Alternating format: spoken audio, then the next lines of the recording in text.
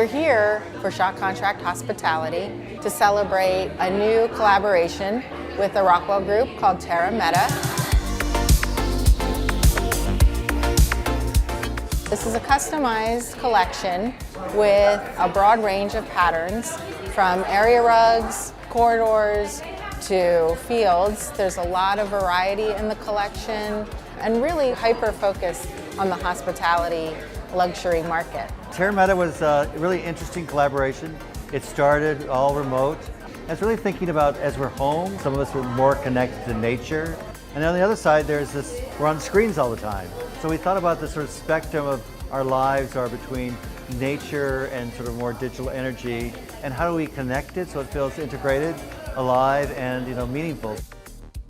I think the surprise that came out of that was they ended up having this really soft, humanistic feeling that kind of echoes the way that we move and migrate from space to space. While your personal life and your public life, your work life and your leisure life may be different, there's no reason that they can't be blended together. The way that we kind of design the color is to celebrate nature, because we're bringing the green elements in with the blue, that's more the cooler tones. Maybe more people associate that with the digital world. We achieve that through 3 different distinct palettes, however they all work and play together. The Terra Meta collection features our color point construction. What's really great about this construction is the level of detail that you can achieve, as well as the texture. Multiple pile heights, different loop levels. It really captures what people expect of a textile, right? It's soft, it's luxe, and it only adds to the color and the look and the feel of the product itself. Well, beyond that kind of idea of the 6 yarns, which gives you a little more flexibility, the real thing I want the designers to know is it's not intended to kind of like be a look that they have to live with. It's one that they can adapt, change the colors, and it ultimately becomes their project, their piece. Because our designers want to be able to customize and create things that are unique looks and not feel like they're being given the design. This time has been very challenging. As designers, we love to connect. We love to interact and engage with one another. And so we decided to bring the show to the customers that could share with us the experience. So we have, for example, an aura reader to talk about the digital energy that we have. We have a terrarium station set up to build on that and have fun with the natural world. So I think what we tried to emulate here was the whole vibe and the whole tone of the collection. Our group is about creating experiences that people can take with them and that resonates with our customers. We love working with Shaw. It feels like the collaborations are so easy, so natural. We say like, oh, here's what excites us, and they go, that's really interesting. So it's a true collaboration. This is the 7th collaboration that we've done with Rockwell. Together, I feel like we come up with something that we wouldn't have normally conceived on our own. So it's just really about those surprises and that collaboration that's at the heart of what we do and why we enjoy working with them.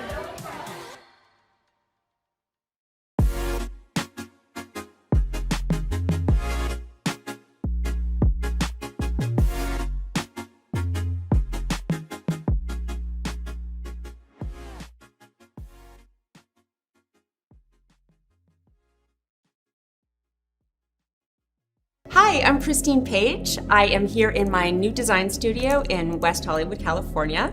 My firm is Jackson Paige Interiors. Over the years, I've gone all different ways about how to make a whole house palette.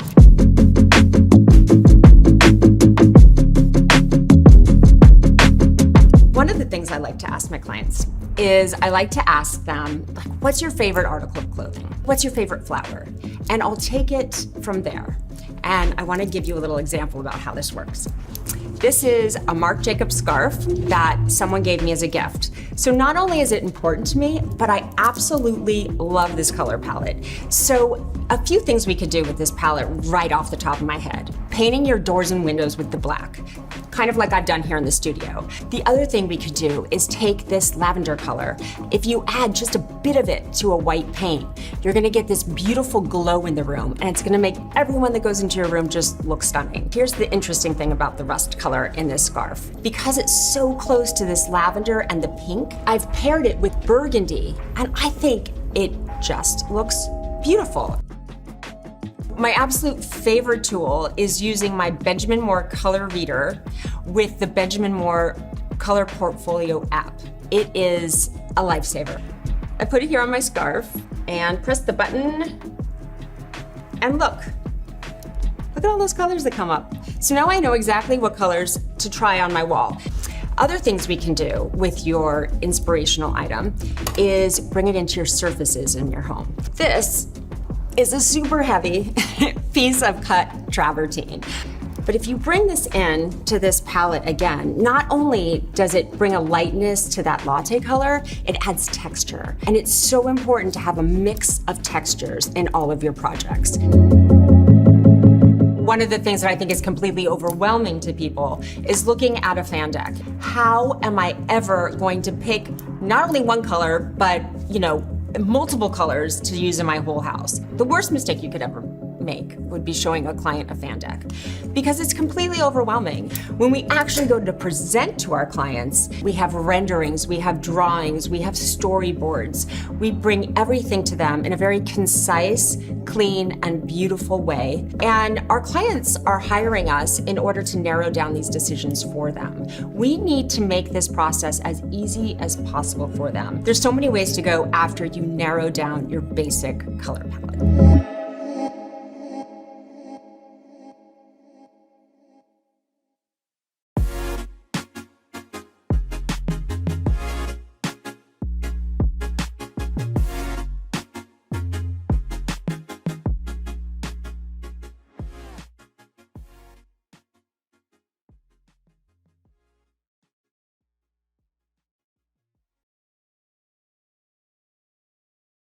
Hey everybody, this is Cindy Allen, Editor-in-Chief of Interior Design, and we are in the Steelcase showroom right now before NeoCon, and we're speaking with the new CEO of Steelcase, Sara Armbruster. First of all, I'm so excited to have this moment before all the craziness to get to know you and have everyone get to know you too. Great, well thank you. I appreciate the opportunity to be here and to spend some time chatting this afternoon.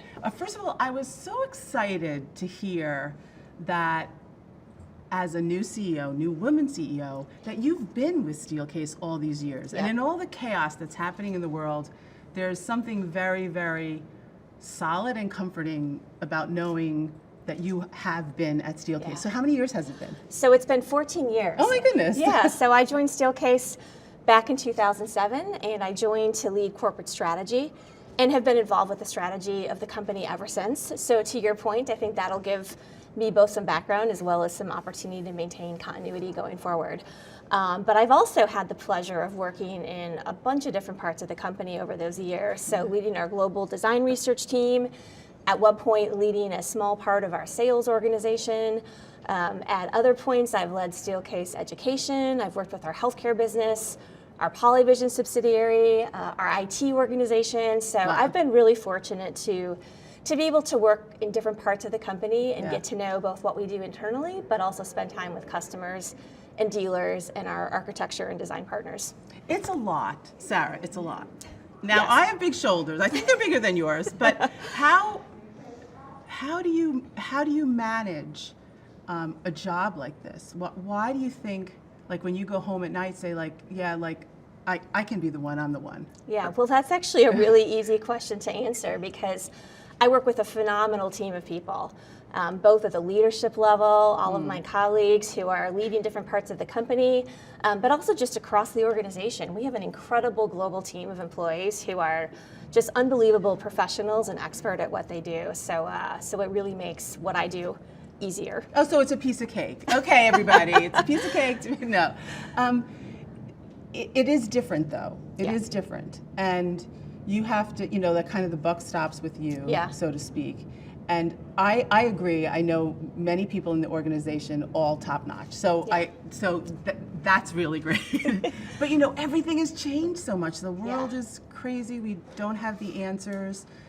How do you feel about like sitting in that zone of kind of not knowing? Yeah, well, I actually think this is a really fantastic time to be at Steelcase and to be in my job and really for all of us who are part of this industry, because the whole world is talking about work, right? And every leader of every company around the world is thinking about questions like, how do I get my people back to the office, or how do I support my organization in new ways, or how are we going to make hybrid work? So I think Steelcase is really fortunate to be able to be in the middle of those conversations, both listening and learning, but then also being able to use that information to innovate and to provide new solutions that I think people really need right now. So Yeah, for I sure. find that a really, it gives me a lot of optimism for the future. Yeah, you know, there's something right now about, we talk about collaboration, we talk about teaming, we talk about all those things, and right now, since we all don't have the answers, that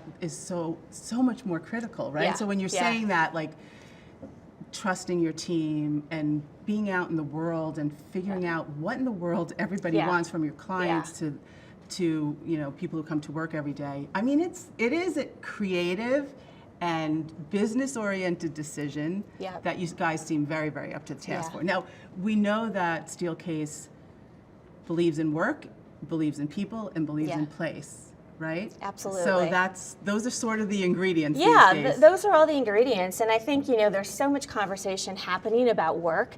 And obviously, much of what we read and hear has to do with hybrid work and whether to be at home or be in the office. But I think there's a really interesting undercurrent to that, which might actually be about whether work matters at all. And I think work absolutely matters. And if you look around, I mean, people work not just to put food on the table or to pay their mortgage, but people work because they find meaning.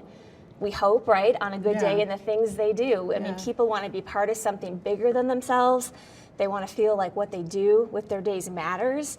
So I think this idea of work is just something really compelling that's very innate to the human spirit, like at its best, right? When it's at its best. And I think this is a moment for design, because design can really help connect people to that purpose, whether it's how we design spaces that help people feel attached and part of something that's bigger than themselves or organization's mission, whether design can help create spaces that provide for respite and well-being, whether design can connect people in meaningful and different ways. I think there's a huge moment, again, not just for Steelcase, but for our whole industry, to reconnect people to that meaning and to help make work something really, really matter in all of our lives. Yeah, you know, I'm like so proud of this industry because our capacity for change and our openness for change and the fact that design is always evolving. I mean, the whole world is talking about design these days, right? They're talking about work and they're talking about design. And that's all of us, right? So, you know, thank goodness we're the type of people that can move things forward. So first of all, tell me how the organization has like handled the pandemic. Well, it's been really an amazing journey over the past 18 months, like I'm sure it is for many companies. I was asked at the start of the pandemic to lead Steelcase's COVID response. So I had a very interesting seat and role to play in thinking about how do we ensure the safety of our employees globally, how do we continue to operate the business and protect the business, how do we continue to serve customers as best as possible during the pandemic. And I think I couldn't be more proud of our people and our organization for the ways that they came together in, you know, unprecedentedly difficult circumstances to try to move the business forward and keep everybody safe. So so that was really, I think, a unique moment for us. But I would say looking externally, we also had the opportunity, I think, to make the most of a difficult situation and use the pandemic as an opportunity to do research and to engage with customers and with people and with lots of different audiences outside to understand, like, how are they thinking about work, you know, what was working for them, no pun intended, what was not working. And so we did a phenomenal amount of like asking questions and of listening and exploring. And I think a lot of what we're going to be sharing here at Neocon is innovation that comes out of quite a bit of that research. So it was a opportunity to really dig into an important moment for the whole world and ask questions. Yeah, you know, we kind of say like the designer-manufacturer relationship has never been so important, right? It's always been super connected, but now so important. What are the designers saying just in terms of projects that are, they're getting back to some really big projects. Yeah. And I mean, we're about to publish a couple big projects where the client's like, no, I want our folks back to work. Yeah. What are you hearing? Yeah, I think we're hearing the same thing. I mean, many of our customers, the leaders of those organizations, want to get people back to the office and back to some new form of work, hybrid work, whatever that might be. But I think everyone is wrestling, with what that means, because we know hybrid forms of work for many organizations are a really seismic shift in how they operate relative to what they did before. So I think, as I think about the conversations I've had with people in the industry and in the design community, I think the common theme is how can we together help our shared customers try things and experiment. Right. I think the strategy of waiting, let's just hope that our people come back to work and let's hope we can figure it out at some point. I understand why that may be a tempting approach, but I really don't think that that's in anyone's best interest. Right. So I think as we work with the design community, it's about how can we bring people ideas and solutions and help them at least take the first step or two down that journey so that they can figure out what the future means for them. Yeah, well, I hear a lot of there will be even more technology and it will be even more in the background, right? Yeah. And I think you guys have always led in terms of technology, and so you're in a good position for that. So it's a big part of the future, I think, for all the reasons we've just been talking about. And I think the way that we've been thinking about technology as a means of connecting people at work is to think about how we make sure those experiences are engaging and equitable and easy, right? So you want them to be engaging, and even if you have to interact with someone through a screen, how can that be as human and as inspiring and as sort of natural an experience as possible? So we're experimenting with solutions that provide that type of experience. I think equitable experiences are also really important because we've all been the person who's not in the room, and it's hard to feel like you're part of the conversation. You can't always be heard.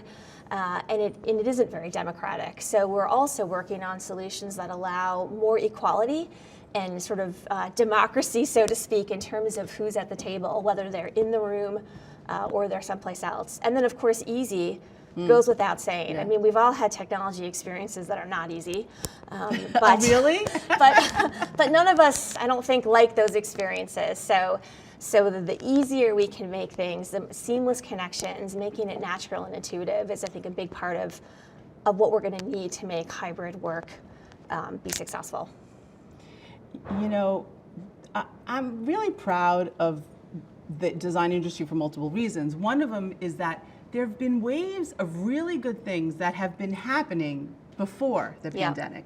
So the pandemic. So we've been, even though everyone's had to pivot for sure, there are things where I'm like, see, you guys were doing that all along, or you were on that wave of that. Are there a few things that come to mind? Well, absolutely. I think you're right. I think many of the trends that really feel front and center today are things that were happening prior to the pandemic, but maybe we didn't notice or we didn't see them as clearly. One certainly is I would say is flexibility. So thinking about flexibility of workspaces and putting more choice and control in the hands of an individual to be able to move things around or use work tools or reconfigure spaces kind of in a moment to be able to suit to their needs at that time, whether they're doing collaborative work or individual work or trying to focus or whatnot. So quite a bit of what we've been working on even prior to the pandemic was about these flexible spaces, and we're certainly excited to do more of that type of work going forward. So that's a big one. I think one other one that we've spent a lot of time thinking about is privacy and what's the role of privacy, right? And before the pandemic, there was lots of conversation about the open office and the merits of the open office versus offices or spaces that provided for greater degrees of privacy, and everyone had an opinion about that. I think as we come through the pandemic, I think that question is even more in the forefront, because even if you come to the office to collaborate or to be part of a team activity in person, you're still going to have those moments potentially in between meetings or during breaks in your workshop where you need to focus or you need to do heads down work. So thinking about different ways to provide varying degrees of privacy within the office floor plate, I think is going to be an even more important question going forward than it was before. Yeah, you're beyond lovely, so brilliant, and this is like kind of just a little bit of a peek into the lens of how you're seeing the world, right? Yeah.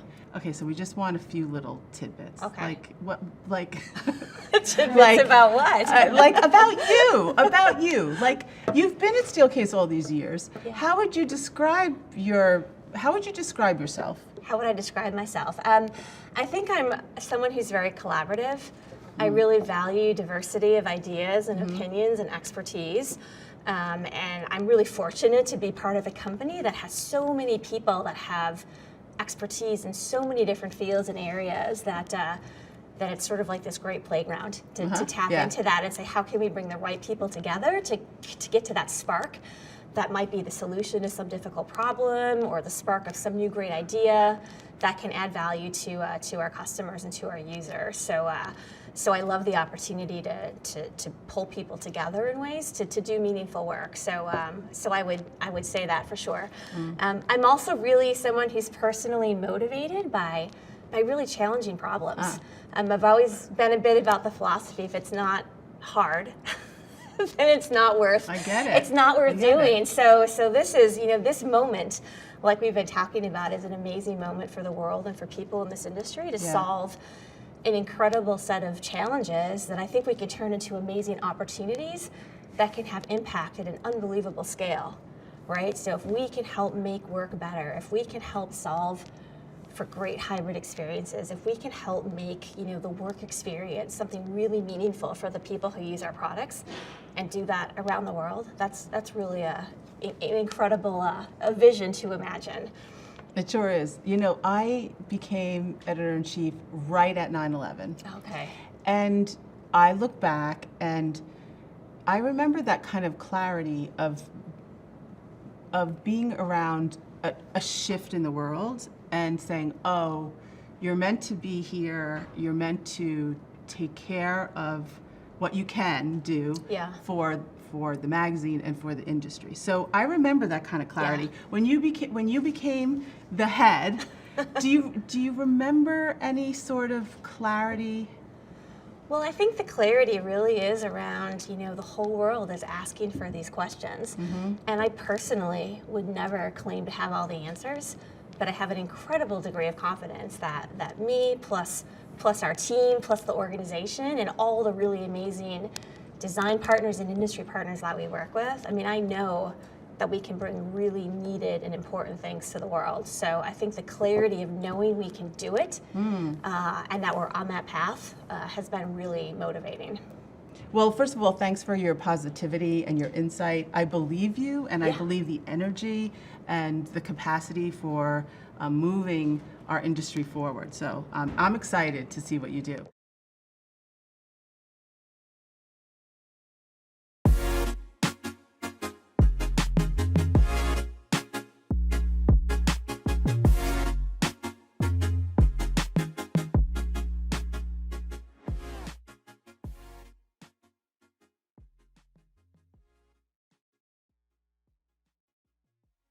Hey design friends, this is Cindy Allen, Editor-in-Chief of Interior Design, and today we are celebrating the 16th year of the Shaw Contract Design Awards. Yep, 16 amazing years. It's become a serious global design competition, and today we're going to talk to our good friends at Shaw, two of the judges. We're going to get the inside scoop and see some of the winning projects. And it all starts now. I want to introduce my friends that have joined today. With me is Todd Jarvis. He's the Global Marketing Director at Shaw Contract. He's out of Atlanta. How are you, Todd? Doing great. Good to see you, Cindy.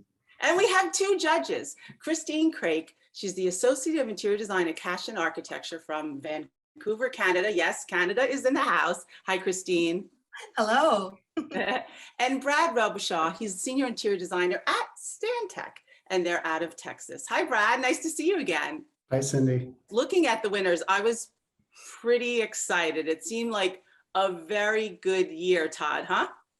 It was fantastic. And, Cindy, Looking back on the Design Awards this year, I was really struck with how emblematic of our mantra of people together, planet forever in this year's Design Awards.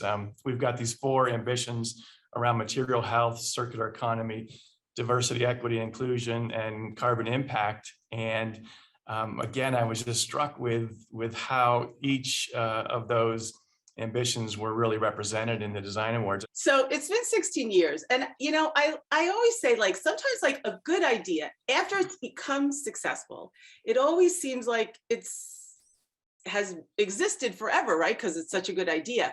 But the truth of the matter is, it starts small and it gets nurtured, it gets developed, it gets bigger, and then it becomes like a thing, right?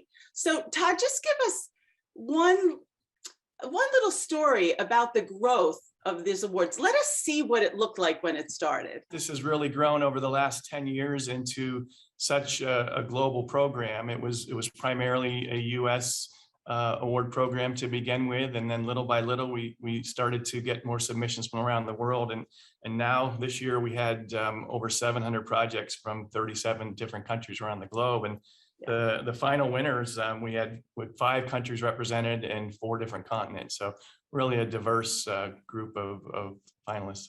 Amazing, amazing. And you know, when I see a strong group of winners, I also think about the jury, because you need to have the right jury, honestly, and they need to be very seasoned, have a deep knowledge of what's happening in design, and also an openness to seeing the whole, not just their own view of it. And it's clear that you had a very strong team this year. Tell us, so we're going to talk to Kristine and Brad, of course, but tell us who else was participating. Well, we had 24 judges from 10 different countries judging from the original projects where we look at it from a market segment standpoint. So the diversity of thought there was just amazing. That's one thing that's really impressed me, is kind of being a fly on the wall in all these sessions, is how much the interior designers are willing to listen to each other and sometimes even change their opinions after hearing someone talk about why they love a particular project. We had the final judging, we actually had 5 judges, and Kristine and Brad are joining us. Because of time zones, it's really difficult to include the rest of the world, unfortunately, but I did want to give a shout out to Shu Himatsu from System O Design Consulting in Tokyo, and James Kong from Infinity Design and Engineering in Shanghai, and Noorshafina Ibrahim from Kuala Lumpur with Scala Design Consulting. Fantastic. Yes, thank you all. I know there are a lot of entries, and I know it gets complicated and complex, and just having everyone honestly get along and have good energy to get to really honor some amazing winners. So thank you all. Okay, so we have to get to Kristine and Brad. First of all, is this your first time judging the awards? It is. Yeah. It is for me as well. Yes. Yes. First time. And how did you find the experience? It was a great experience, not just being able to see all of the projects and experience design from so many different angles and through so many different pairs of eyes, but being able to talk to all the judges worldwide and hear their perspectives. And the projects this year were amazing. It was very, very difficult to narrow it down. Brad, do you feel the same? Yeah. Oh, absolutely. I mean, I mirror that exact sentiment. You know, it was a bit overwhelming at first, to be honest. I mean, there was such a robust and impressive body of work created by these firms.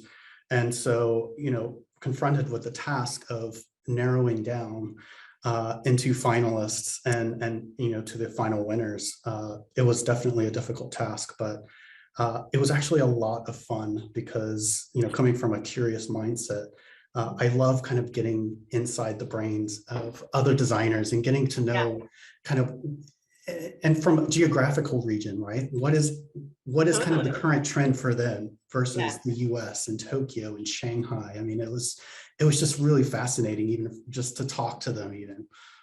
That's great. So, you know, we're going to start, we'll go through the winners. Now, I want you to put your thinking caps on and try to remember some of the inner conversation, or when there was maybe a little bit of, I don't know, a disagreement maybe, but where you got to a good end, okay? But I have to say that I appreciate anybody who's on a jury. We're in the middle of judging our Best of Year awards. And for me, the thing you want the most is to have amazing projects. And that makes it so much harder. So when I hear you, it's heartbreaking. Like, I always say everyone's a winner, but it's not always the case. But, okay, so let's get started. So the first winning project, in no particular order, is ABN Group HQ Workplace Fit Out by our good friends Woods Bagot. And this was under large workplace. And this was in Perth, Australia, which, by the way, I lived there a gazillion years ago. So Kristine, tell us why you love the project. Well, this one I read very carefully the narrative that went with it, and something that I really pulled out was just the concept of where together everyone achieves more.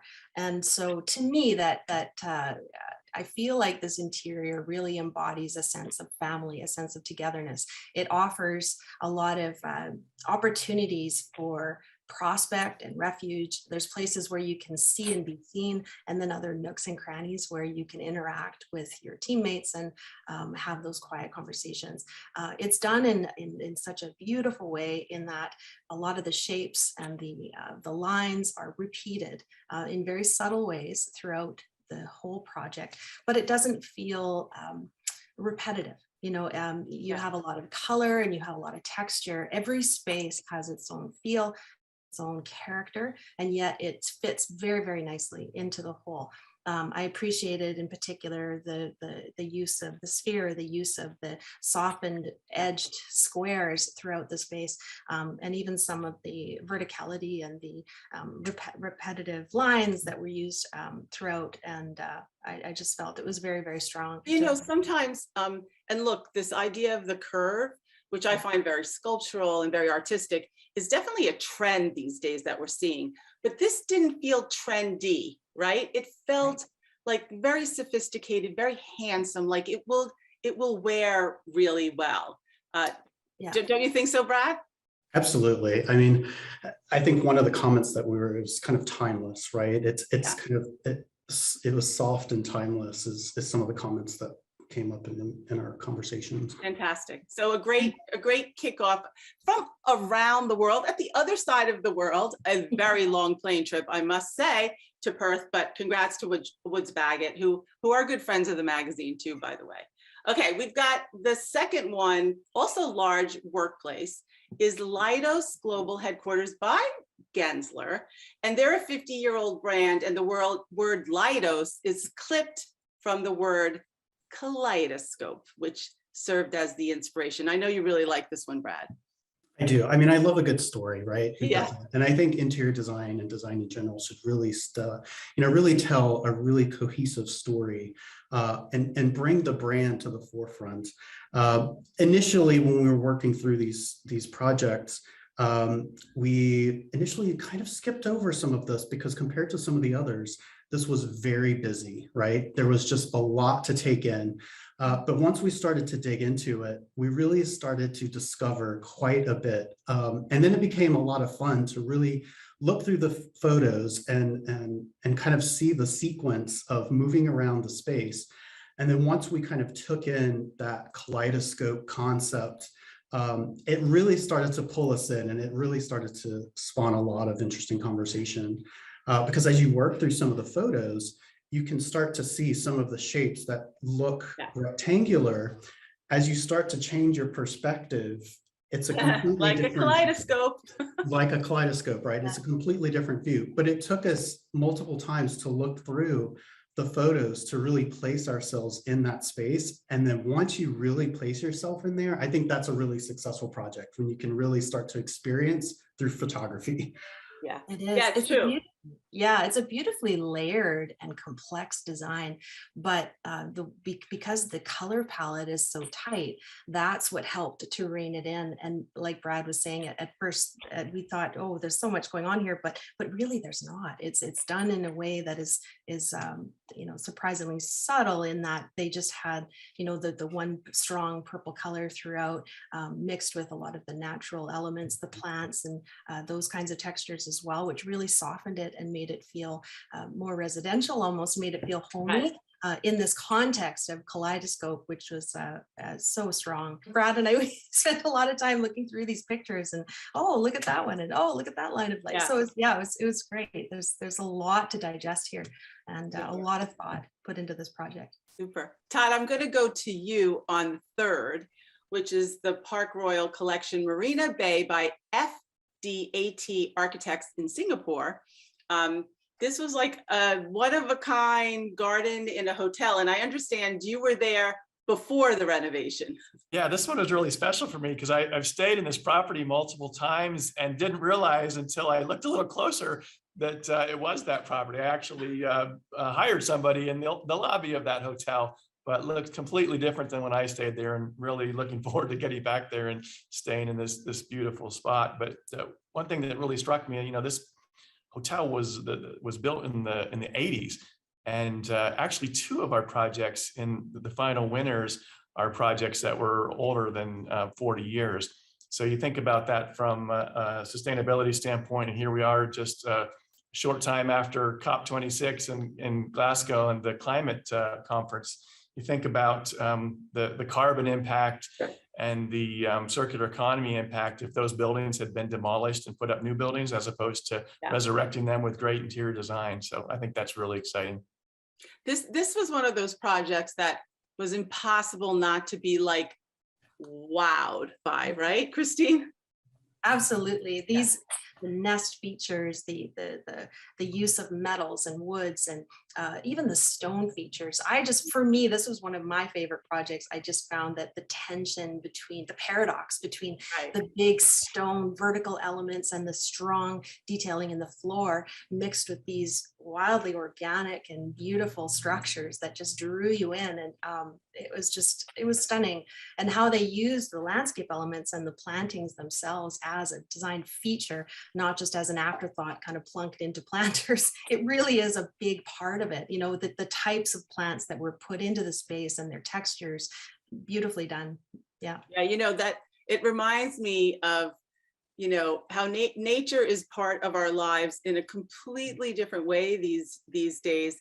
And you just said it. Remember the old days when you'd have a project and then you'd like take the orchid and put it on the reception desk or something. I don't know, for the picture. I don't know. Those days are gone, everybody. Thank goodness. Gorgeous project. I'm so glad it is being honored. Okay, I'm going to you next, Brad, for the School of Rock Dominicos, and it's a music academy. It's designed by EGBARQ, and it's in the education category, and this is in Chile. Santiago, Chile. So tell us why you love this project so much. So my background for the last 10 years has been in education design, doing K through 12 and higher ed projects. And so this really resonated with me because, one, it's a unique project type, right? It's a unique program, but it's incredibly engaging without being overstimulating, which is a really difficult thing to do in education design. It's true to the theme. It makes you want to be creative in this space. But I think they implemented a lot of really great detailing that you don't really notice at first glance. And one of the things that I mentioned during our judging process was because there's so many rich colors and saturation of materials, they kept the floor plane relatively neutral. But not only that, they utilized this really clever lighting detail in the base of that corrugated metal wall facade. And what it does is it really creates the contrast between the ultra textured wall and that very neutral floor. So it almost creates like this instant relief for your eyes to kind of rest. And then once we started digging into it a little bit more, The plan is incredibly simple. It is Yeah. such a simple plan, but the project is so dynamic. And for me, I think it was just really successful. Are you going to talk about the containers?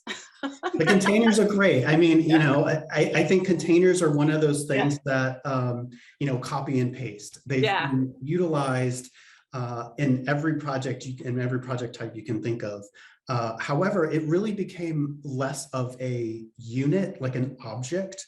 And they really used it in strategic ways to make it look like a wall finish, right? That corrugated metal wall finish, rather than just entering into a small container object. That's what I liked.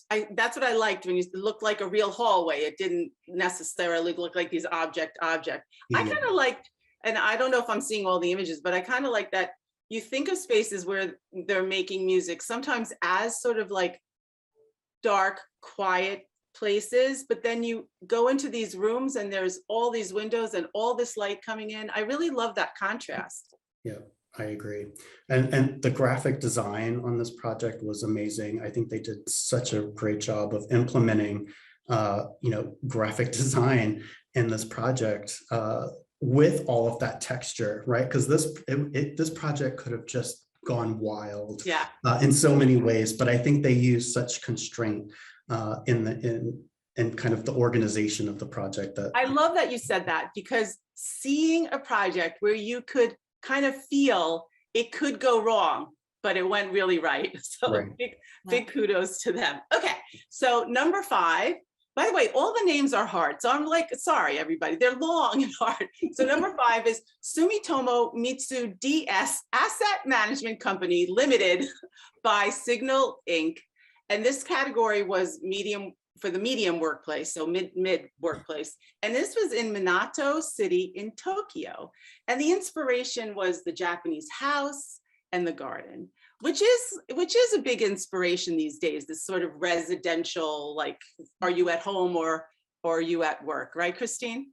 Yeah, I felt it was a very timely design, coming back to the traditional Japanese home and the Japanese garden.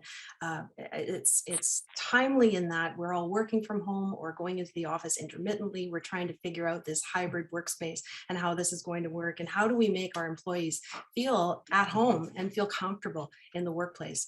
And this was just so beautifully done, from the way the furniture layouts were put together, that they're centered in the room, from the beautiful ceiling details with plantings suspended in the air.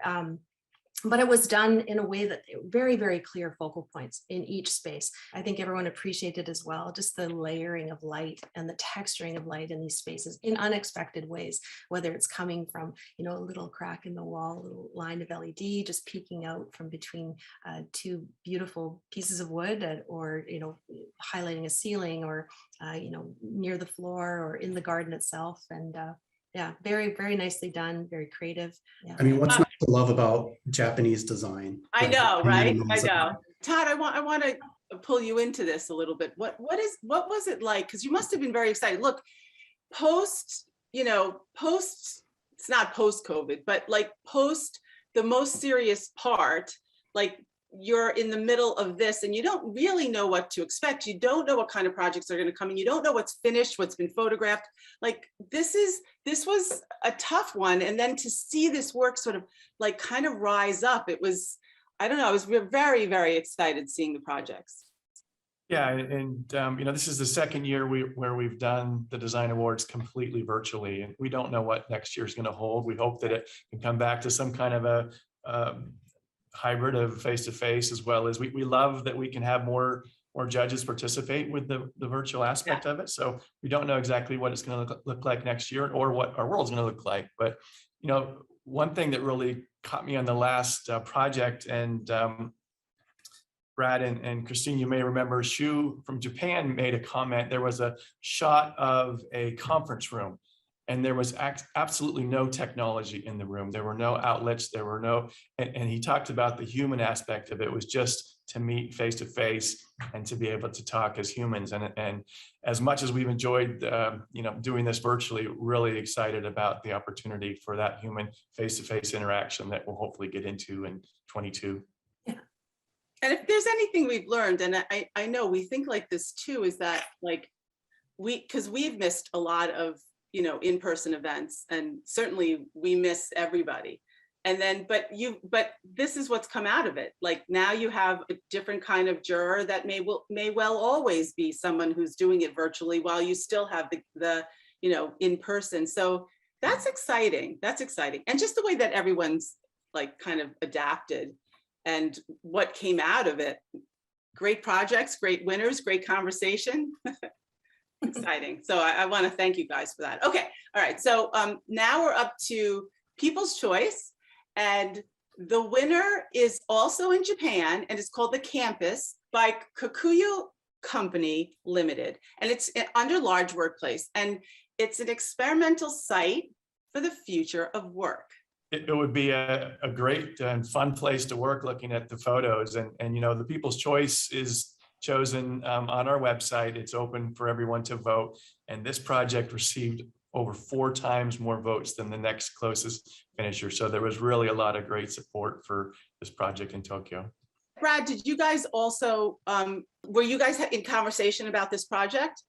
We did, yeah. I mean, we had a lot of conversation about pretty much every project that was submitted. But what I think is really interesting and intriguing is that, the 4 or 5 judges that were, selecting these final projects, the mindset was different than. I love seeing what the greater audience thinks about these projects. I mean, I just think that's so intriguing. And looking at this project again, it's definitely one that we were, discussed pretty heavily. And I think what stood out for me was there was so many choices of space. Right. There was the outdoor community space, but even internally, there were so many different options to kind of choose your own place. There were kind of shadier, darker, more intimate spaces. There were some that were a little bit more active and activated and engaging. And there were some that were just kind of felt like you're in, a Zen garden, a playground, a retail space. I mean, it was almost like every sector wrapped into one cohesive project. Is this a co-working space? Live work. I believe so. Yeah. And Kristine, let me ask you something about this. Why do you think it was, how would you frame this as like, why, online, it was the project that people responded to versus judges who dig into every project, who study the narrative, look at all the pictures, look at it from every viewpoint. This one was just like a clear winner for the people. We talked a lot about this project in particular, and mostly just because of the concept. You have a public that are coming into the workplace. They have public areas on the ground floor where people are, coming in and out. So you're bringing the community into your workplace, and people who are living there, people who are working there, eating there, their whole lives are centered around this campus. And it really is. I think we've had a year and a half we've had a lot of isolation. We've had a lot of people stuck at home, a lot of people working from home and only seeing other people on a Zoom screen. And the idea of being a part of a community again, I think really speaks to a lot of people. It speaks to me. And, and the way it was designed, like Brad had mentioned about having lots of options, these spaces are so flexible, and you can just see how much longevity this project would have, over time.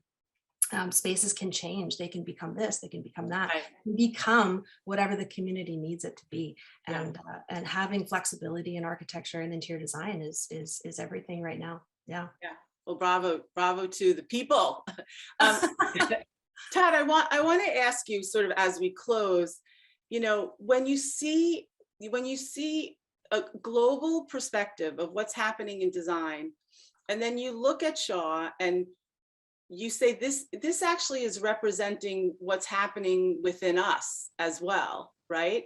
Give us a little recap of what you're most proud of. I think the diversity of the projects is really something to be proud of, and how this has grown, as we said, around the globe, so many countries represented, and it's a big initiative for us. I think we've had some of the US jurors in the past didn't realize we were a global company, and just hopeful that opens eyes, that if people are working on projects in other parts of the world, we're able to serve them anywhere they want to go. Yeah, that's wonderful. Okay, I want to ask Brad and Kristine. Okay, so you're judging, right? But you're also designers, you're working on projects. What thing were you a little jealous about that you were like, oh, I want to do that, or I want to have the opportunity to do that in my next project, or I don't know, give me one little tidbit. Oh gosh, Brad, first. Well, specifically one, the one that was kind of biophilia gone wild. It was like the sheer budget, right? The budgets to be able to produce something so comfortable and so natural, where you could just put yourself, just looking at a photograph, put yourself in the space, almost hear the air conditioner as a breathe, right? The birds in the cage, like the auditory, the tactile, it's such an experience. So some of these we were like, that was an amazing budget. That is like the dream budget, right? But with other regions comes different restrictions, right? That we're, different levels of elevation within a space that, sometimes in the US and North America, we're not, we're kind of held to a more stricter standard for accessibility, of course. So I love that. No, but that's so honest, because, I hear that about projects overseas all the time from American firms. They're like, we would never be able to do that project here. Mm-hmm. So that was a really good answer. Kristine, what's something that kind of inspired you? Well, for me, I loved, especially with the international projects, just the liberal use of space. There were a lot of, I think in North America in particular, we focus a lot on efficiency of space. Every square foot must have a purpose. And some of the projects, especially in Japan, just had this looseness of space and this beautiful negative space that we commented a few times actually on the juror panel. Just it would be so nice to just have this width of corridor or this height of space that really seems unnecessary, seems like it wouldn't be used, but it has a purpose. It just the way it feels and the way it must help people to interact and just create these interesting interactions between people. Yeah, I guess the use of space, like being able to have more square footage to work. I get it. Yes, and creating I totally get balance, right? The negative space, positive space, and Yeah, because that is the thing that I love hearing that from you guys, because it is honest. You're working on your projects and like, oh my God, that's amazing. I wish we had some of that or had that space or that opportunity. But thank you for your care and your thoughtfulness to these projects. We all know what it takes to get it accomplished, to get it finished, and so really having judges who really care makes all the difference in the world. And Todd, I want to thank you for this kind of commitment from Shaw. 16 years in the making. Now it really is a thing, like a big thing. And just so I don't forget, Todd, tell everyone how they could, if they want to go online to look at all the winners. What do they do? Sure, just come to shawcontract.com and click on the design navigation, and you'll see a bunch of information there under design awards. And I do want to leave one quick word from Fina from Malaysia. Talked about, thank you for making design fun again. It was kind of, they remembered, oh, this is why we're in this. This is why it's such a fun profession. So I love that. It's the perfect note to close. Thank you all. I can't wait to see them all. Really, we won't probably see them all in person, but we'll see them online. And then I can't wait for number 17. It's around the corner, Todd. You better start working on it already. Already started. Exactly. Okay. Thank you all so much. Big hug to all of you. Thank you. Thank you. And thank you to Shaw Contract. Thank you so much.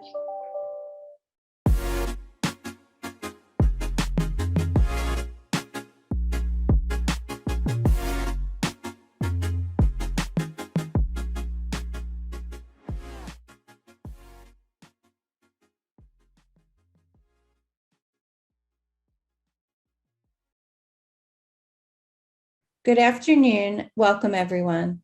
I'm Tina Brennan, Vice President of Marketing at Metropolis. Thank you so much for joining us. This is the 7th year for Metropolis's Think Tank series, a thought leadership program that visits top firms in key markets in North America. In February, we were in Atlanta.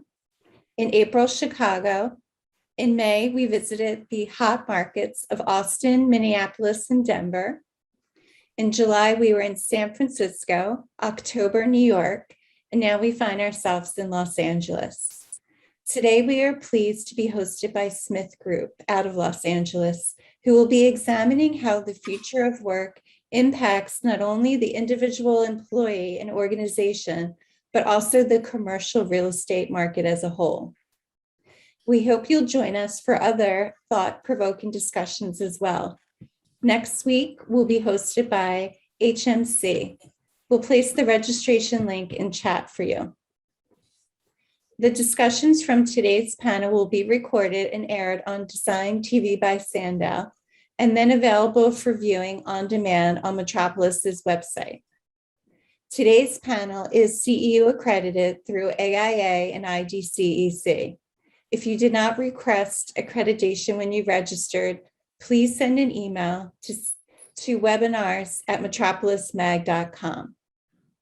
We will put that URL in the chat. We will not be using the raised hand or chat function today for questions or comments to the moderator or panelist. However, we welcome questions at any time using the Q&A feature.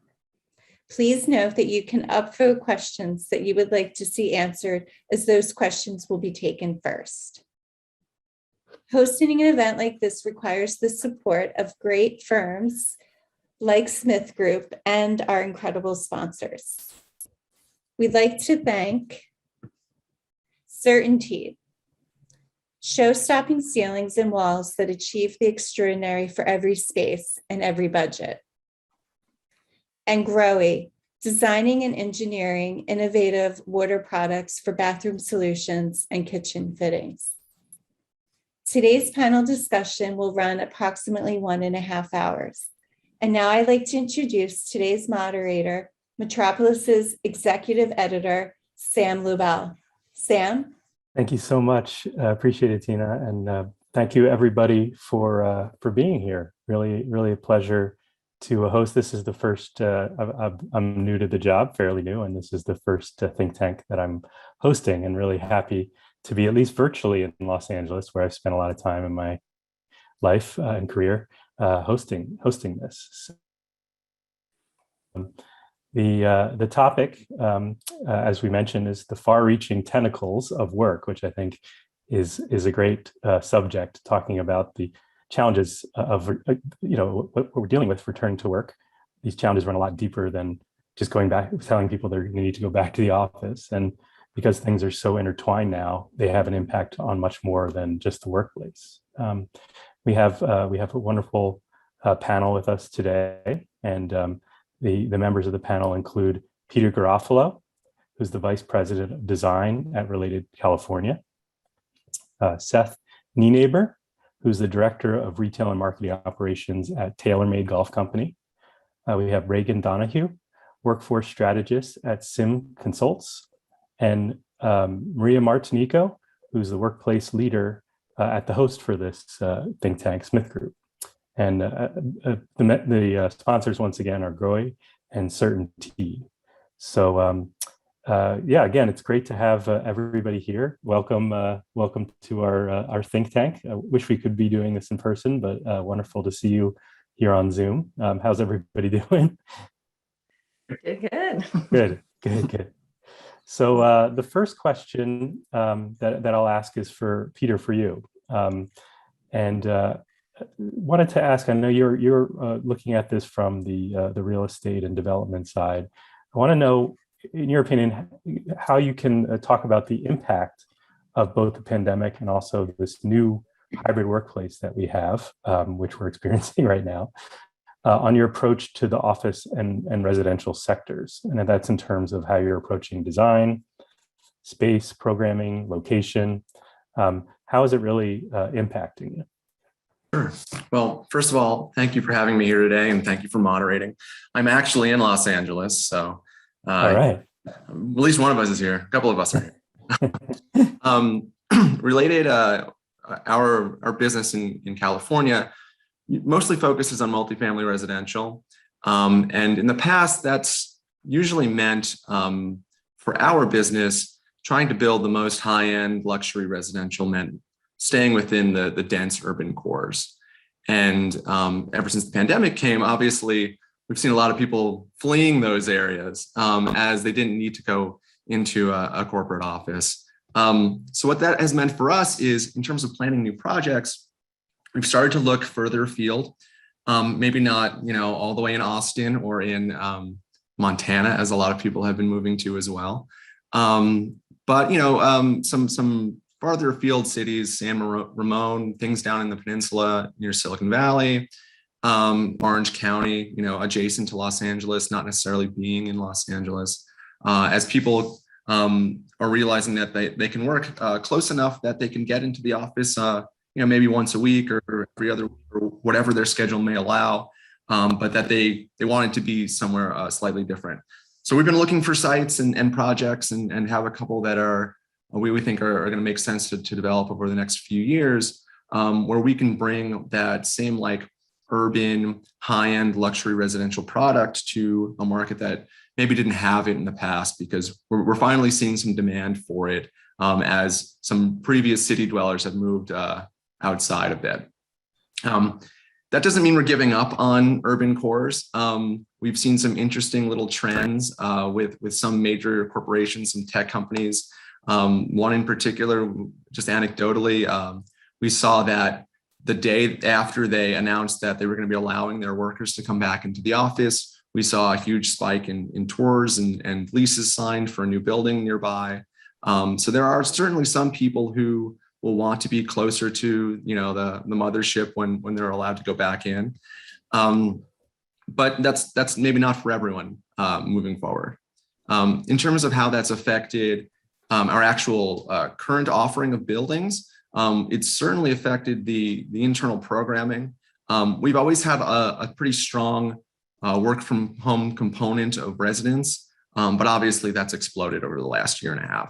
So the demand for individual conference rooms and little office spaces that they can sit into and reserve even early in the day has just totally skyrocketed.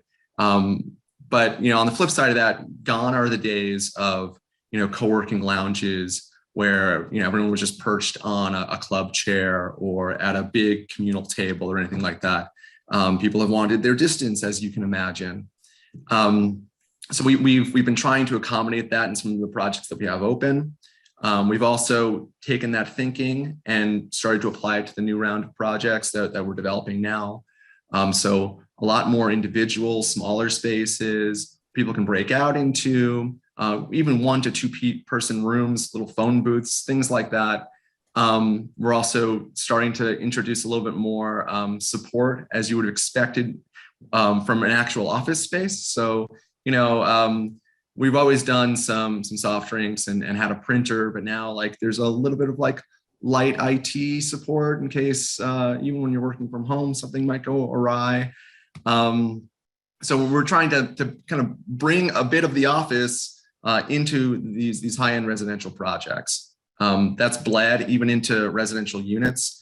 In the past, we didn't typically see much demand for smaller den spaces, especially if they weren't windowed, because at the highest level of rents, if someone wanted a den space or really a work from home office space, they would typically just move up in the bracket and get a larger 2-bedroom instead of a 1-bedroom, for instance.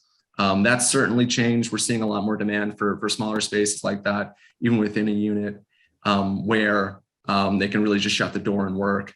And even on top of that, we're starting to design in more smaller little millwork desks that could do dual duty as a bar or something else, and are efficient uses of space, so that when you're working from home, you're not necessarily sitting at your couch or your dining room table. Interesting. So I think, these are things that maybe we've all experienced to some extent.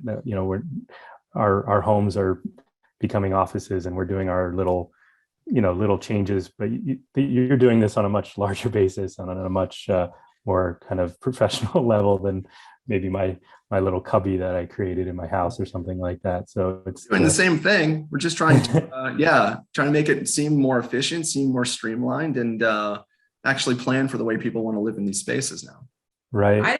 I'd love to see some sort of Murphy bed office setup where it's like you can just put it away on the wall when you're done and forget about it, and then your house looks normal again, right?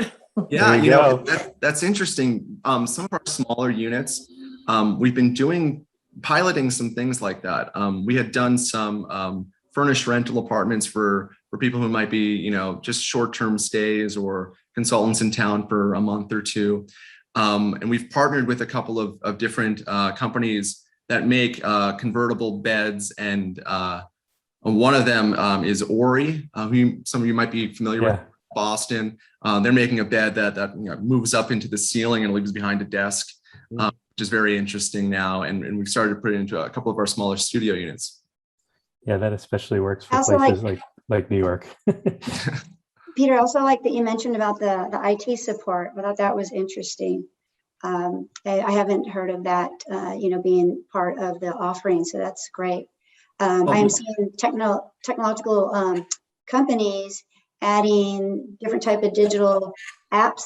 So at your home, it looks like a window, and you click it, and it's your peers working side by side next to you. Oh wow, interesting. Oh, that's nice. Yeah, it's all sorts of new. There's sort of residential IT, and then the office. There's somebody who has to organize who's coming in and who's on what days. There's new jobs and new roles to play for sure. And Peter, you talked a lot about how both office and work are changing, and particularly these interesting things about how you're changing these residential spaces. And Peter, though, I wanted to talk to you. Seth, sorry, not Peter. Seth, I wanted to talk to you about how more about your return to the workplace and sort of your office and how it's become. It always has been, I think, an office, and I don't think we realized this to the extent until we were gone from it. It's always been sort of a place of community, and sort of even a type of family.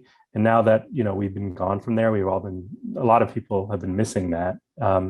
So we talked a little earlier, and you mentioned that there are ways that you're now trying to enhance that sense of community, and even that sense that when you're at work, you're part of a family. So how are you doing that at TaylorMade?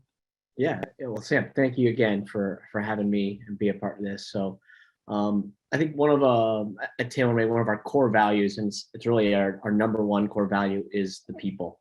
And we were founded as a kind of family business, and that kind of mindset, although we're 40, 50, almost 50 years old now, that mindset still continues today, having kind of that family kind of mindset that we're not just coworkers, we're all family members, a part of something. And this notion that we're not just at the office, right? You're with these people a lot, right? A lot of the day.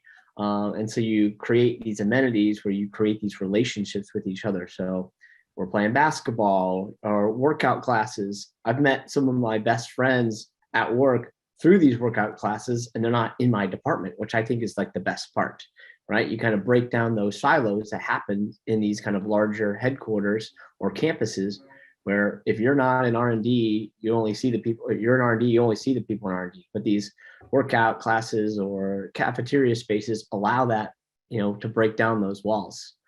Being in the golf space, we like to talk about golf, play golf with each other. So having that kind of togetherness is there. I think one of the biggest things, we kind of talked about this before, was this kind of missing those hallway conversations, right? Being virtual, you had to take the time to track someone down to ask those things. And those, micro conversations as you pass someone, yes, it could be, hi, hello, how are the kids doing? But also spurs that thing in your brain about a project you're working on together, and it kind of spurs a whole different conversation. That unstructured collaboration, which I think is almost impossible to duplicate in a virtual environment. So that's one of the huge benefits of going back to work, and that notion that Peter was talking about of like people wanting to be close and moving back kind of close to where headquarters is, people don't want to drive too far and want to be in the office. We moved to a flexible kind of work schedule or hybrid schedule. So 3 days in, 2 days off. You kind of pick those 2 days, whether it's Monday, Friday, and you try to force all your in-person meetings to happen Tuesday, Wednesday, Thursday. But it hasn't really been that structured. Really, I go in still on Mondays and Fridays. There's still people there in groves, right? It's not, and I think it's part of our community, our family environment that's kind of really people first. That's not forced, wanted people to kind of go back into the office and feel comfortable that that's a place where they get stuff done and come back together. Like, I've missed those people I was in those workout classes with, right? Because I really haven't seen them. And another thing, I'm going through this project with Smith Group is we're going through a pretty robust campus remodel. We're kind of at the infancy of this project, and we are going through kind of small group meetings from executive teams to department leaders to a multi-generational group and a company-wide survey, asking these questions of like, what do you want? And kind of this, and the interesting part, and Maria can kind of talk to this maybe later, is how much the same all the responses were, whether you're in the executive kind of title or you're all the way down to kind of, you've only been there a year. Not to say this, but maybe everybody's drinking the same Kool-Aid of like this people first mentality that they want to be back together. They want more amenities to kind of hang out with each other. Peter kind of talked about this, of these little conference rooms, these 2 to 3, 4 to 6 size spaces. That is exactly what they want. We don't need 12 to 15 person conference rooms, which are big and bulky and they take up a lot of space within our workspace. We just want more places to interact with each other, whether it's micro conversations or little hallway things, or just a tight little phone booth to pop in to have a conversation with each other. So, right. It sounds like for you guys, I think every office is different. Some of them are still remote, but for you guys, it just it sort of was a natural return, and in a lot of ways. I don't know. Would you say it's better or just different? Or? I'd say from a mental state, I feel like it's better because you get that, there's you say communication is easier. Yes, in some ways, but some ways it's much harder, right? So there's pluses and minuses. I'd say one of the biggest pluses, because we are a global company, is my connection with our Asia markets or European markets. It used to be phone calls and it was just a conference call. We forced each other to be in this kind of virtual space, and we have, always have cameras on. So you're always talking to each other. It's really improved that space specifically. But yeah, the connection to headquarters and the people first mentality. Oh yeah, I think it's really pushed people back into the office.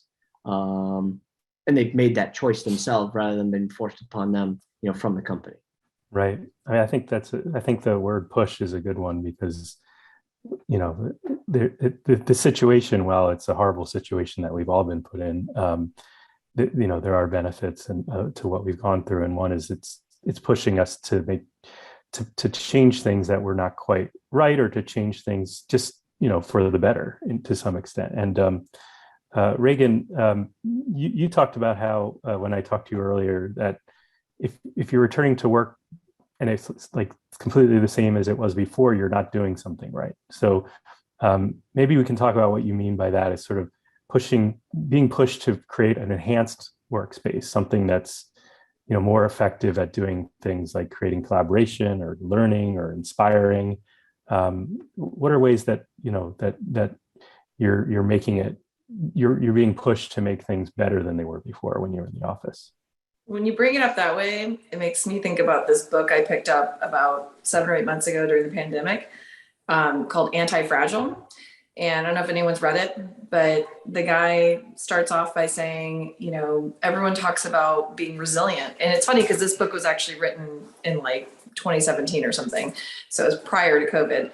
And everyone says, oh, I'm resilient, bounce back, I come back to this. And so it makes me think of the office too. Like the office is everyone saying, oh, we're being resilient, we're bouncing back, we're coming back. But the way he compares resilient is essentially like a phoenix, where it can burn to the ashes and it comes back, but it comes back exactly the same. And so it doesn't change, it doesn't improve.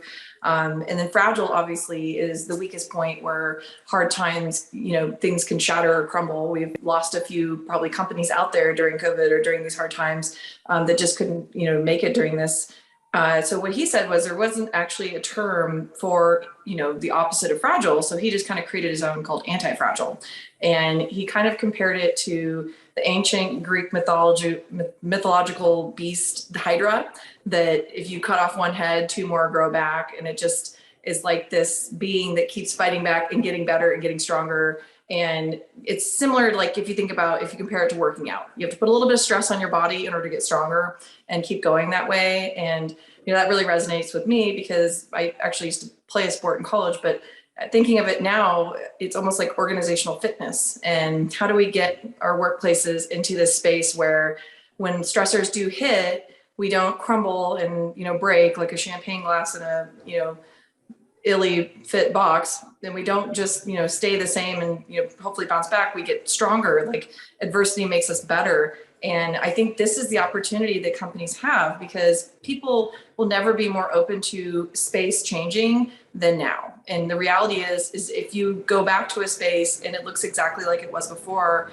it's kind of a little bit disheartening, because one, that space didn't work during COVID and you had to be sent home for a year and a half because it wasn't functioning in ways that we needed it to answer to that challenge. So one, if you come back exactly the same with the space, there's going to be some psychological safety issues with the employees, because they're going to be concerned of, well, who's to guarantee that the next, virus that breaks out, that we won't be sent home for another, year and a half. Two, the way we've worked has completely changed in itself. We went through the greatest experiment of all time with technology. And again, the anti-fragile people came back stronger than ever and ready to integrate in this new hybrid, what I like to call mixed presence communication. And so the reality is the way we're collaborating and the way we're working with people within the space has completely elevated to the next level of, integrating, this augmented collaboration with technology. And artificial intelligence is starting to play a larger role within our space. And, things like robotics are coming out and machine learning, and it's starting to integrate faster and faster. So, as we've witnessed this round coming with technology, it's only going to hit stronger and stronger as we go along. There's saying out there that, for example, my children are 4 and 6, they may never need a driver's license because of some of the technology that's out there. And so these are things we need to continue to embrace and to, accept as a reality, just as we need to accept as we grow as a population. Things like viruses will be a bigger issue, because the more condensed we get, the more, people we have, the more likely the chance that will be an issue moving forward. It's not going to get better. It's going to possibly get more challenging. And so looking at things like, from a development standpoint, Peter, I'm sure you guys have thought of these types of things, but a lot of times companies have considered, oh, if I'm in a shared building with other companies, what if we had our own separate entrances, that apart from other companies, like an actual space that's just our entrance and exit. Oh, well, we have 1,000-person headquarters, but what if we thought about breaking it up into smaller segments in different locations? Kind of, had you mentioned as well, it would be so amazing to be able to support families that just want to live in a larger home in more of a suburban area, but then you do have the needs for collaborating with coworkers and technology support and, finding space to, find quiet if you have a really important meeting.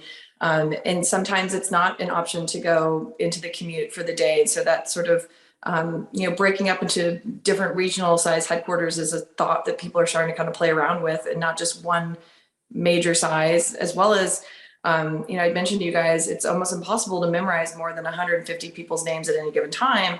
So why would you put people in a space where you're around 1,000 people? You're never going to know everyone's name. And so every time you walk in, you have that awkward encounter with someone, you know their face, because it's very easy to remember a face, but to remember that person's name, even if you've been introduced several times, you have to actually work hard for that. And so there's a lot of possibly uncomfortable encounters within a headquarters space in itself that could be prevented, as well as, exposure with regards to the virus challenges that could be prevented if we considered more, large or smaller teams and sort of the more purposeful groups getting together, which has essentially happened since COVID with these sub teams emerging through virtual collaboration, right? You're not reaching out to everyone within your corporation. So it's pretty much been identified like who's working with who.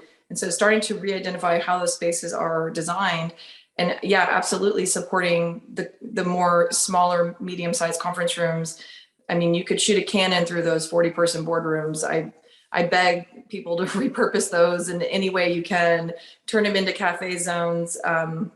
Thinking about cafes as like an all-day situation where, giving more like of a booth setting, more of a comfort, kind of separation, people will feel more comfortable to take meetings there. Whereas if you just have an open plan of, sort of metal tables that aren't very comfortable, people might not be as drawn to use it in any other purpose other than sitting there during lunchtime. So then the rest of the day, one of your largest spaces goes unused. That's kind of a waste of, utilization. So lots of great things that can change, I think, and hopefully we'll be seeing a lot of this moving forward because, as you mentioned, Seth, people are coming back to see other people. They're coming back to socialize. This office as a social anchor is becoming the number one reason that people want to be there. I mean, I work a lot with, engineers in my world, and they're even saying that, which is not as common for them to come back for social aspects. So, it's definitely, it's a push forward that we as humans need this. And I have actually experienced this recently in the last month where I finally got to meet some of my colleagues that I've been working with in the past year in person, or we say IRL, which is in real life. And I'm like, oh, I'm not totally a millennial, but sometimes I can go there. But the chemical and the chemistry in your body that like makes that connection when you are face to face with someone, it's so profound and it's so strong, and you can create this sort of emotional bond to that person. And that emotional bond is what enhances the trust within your team. It's what, increases information sharing because you're now more willing to share, content with that person because you now feel like you know them better. And it, creates this better, social anchor within the space because you feel a connection to them on a social level as well as a work level, because most calls that we get on our team calls are virtual. You get right down to business. You don't really talk about, details unless like the child runs up behind you and you have to awkwardly introduce them, then shove them off, which has happened to me before.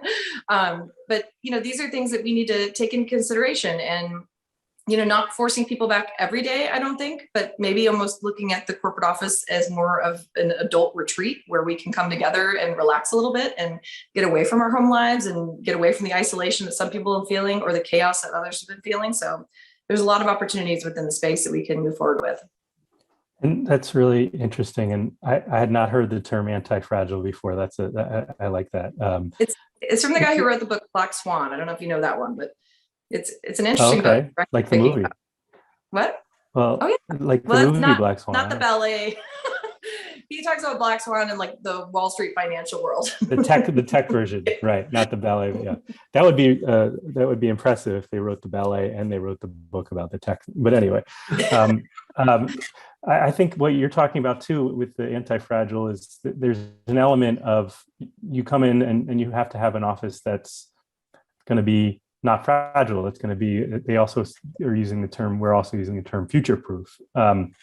Something that we don't know what's going to be next, but it's got to be flexible and strong enough to make it through the bumps. And I think one of the big things that it takes is if you're really going to make an office that's going to be future-proof and going to be really catering specifically to your team, is you really need to dig deeper and find out what exactly you're about as a company. And Reagan, you had mentioned that before, is like when we talked, is this idea that you've really got to, like, it's not just one simple thing. We're going to go back to work and it's all going to be good. It's like, what exactly are we as a company, and how are we going to make that, like, now that we're coming back and there's this demand to make things different and better, what are we about?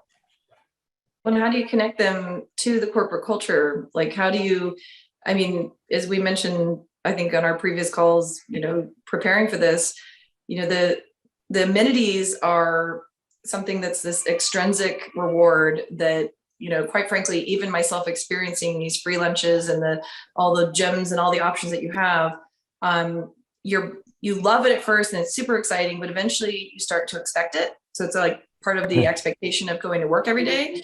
And then you eventually fully take it for granted and almost forget that it's a perk.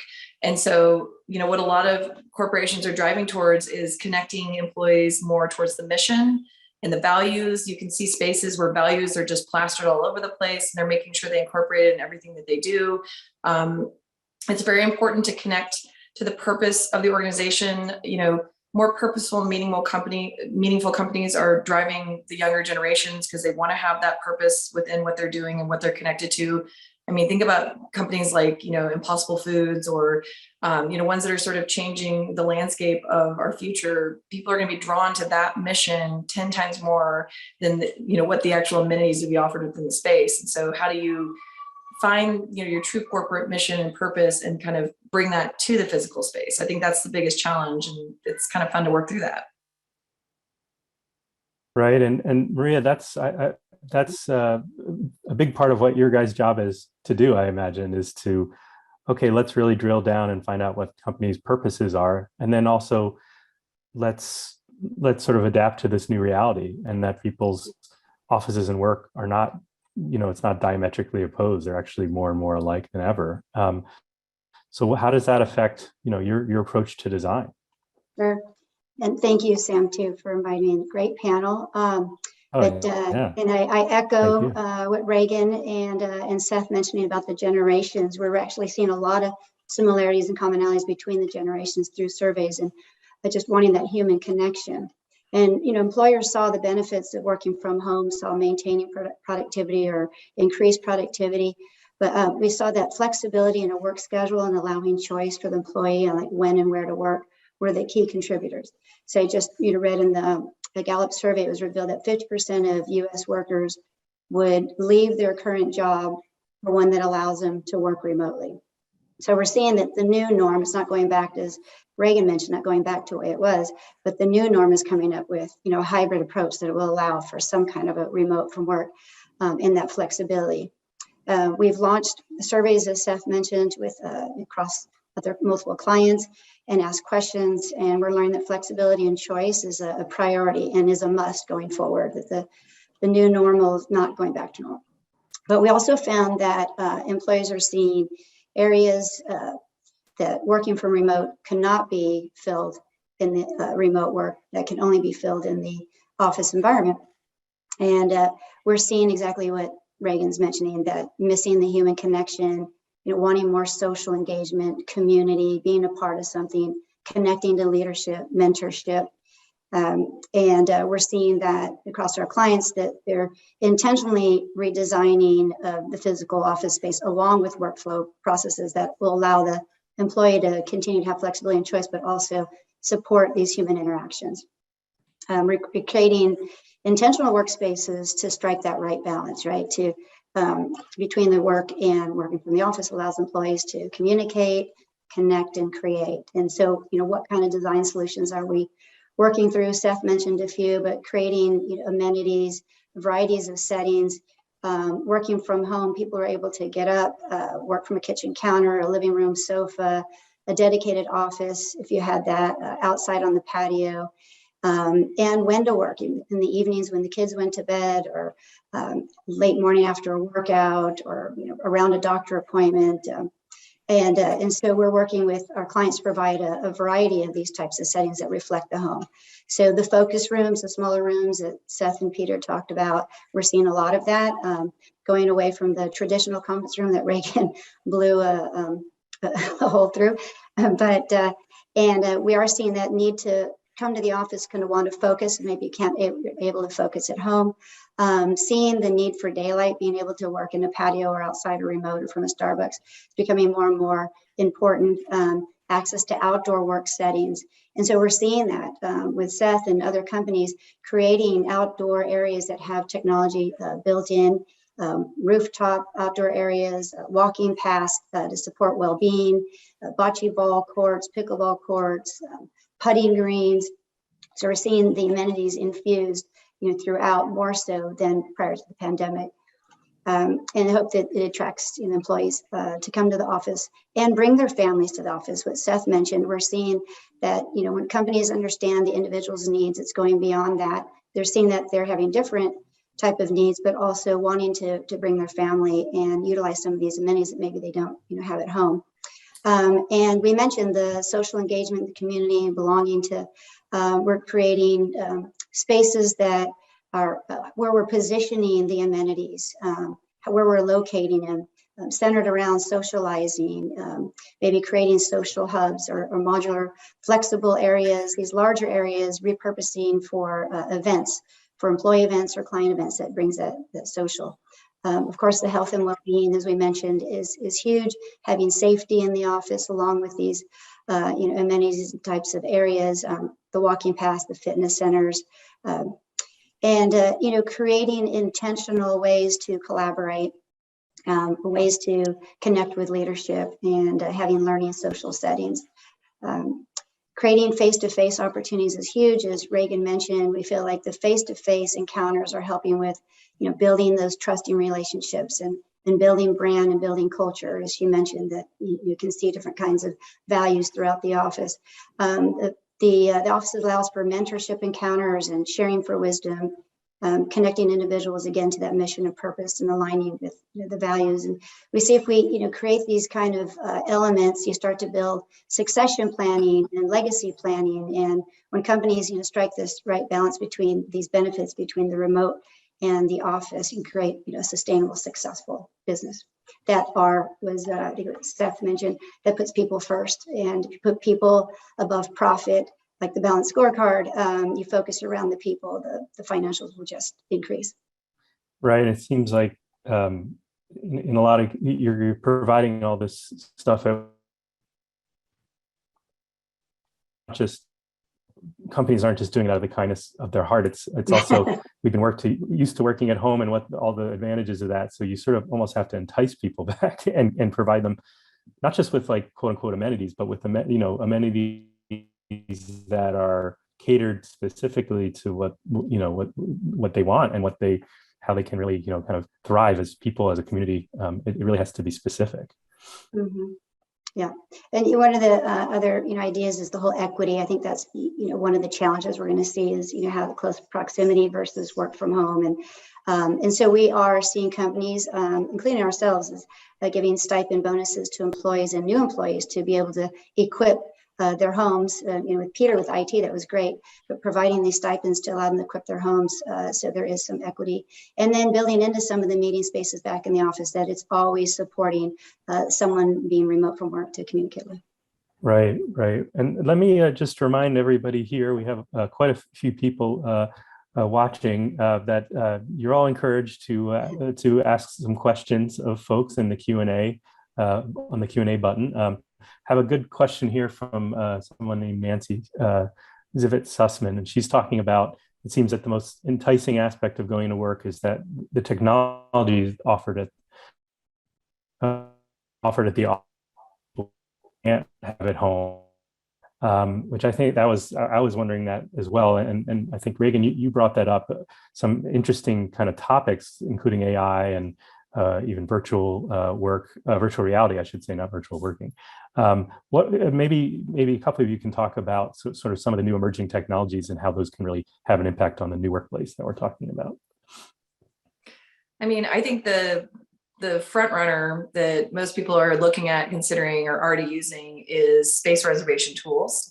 Obviously, prior to COVID, most people had assigned spaces, and the whole hoteling world didn't really take off too strongly. But I think it's evolved in a way that people are willing to give up their dedicated, individual space in an office for the most part. Not everybody. There are definitely still those resident workers that want to have their space, and that's why it's important to come in and ask these questions first before implementing something like this.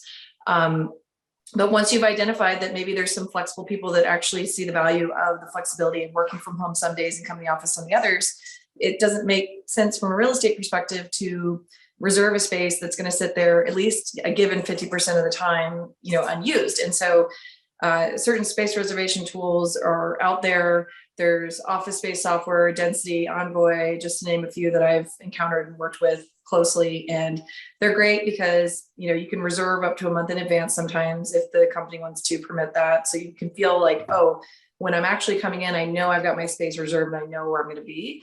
You can choose how to sit next to your colleagues, and you can also be anywhere in the building and drop a pin in your location and then send someone an invite to that location. So it's this new kind of collaboration that's, you know, real time, using technology as a sidebar to support that, which I think is really exciting and interesting.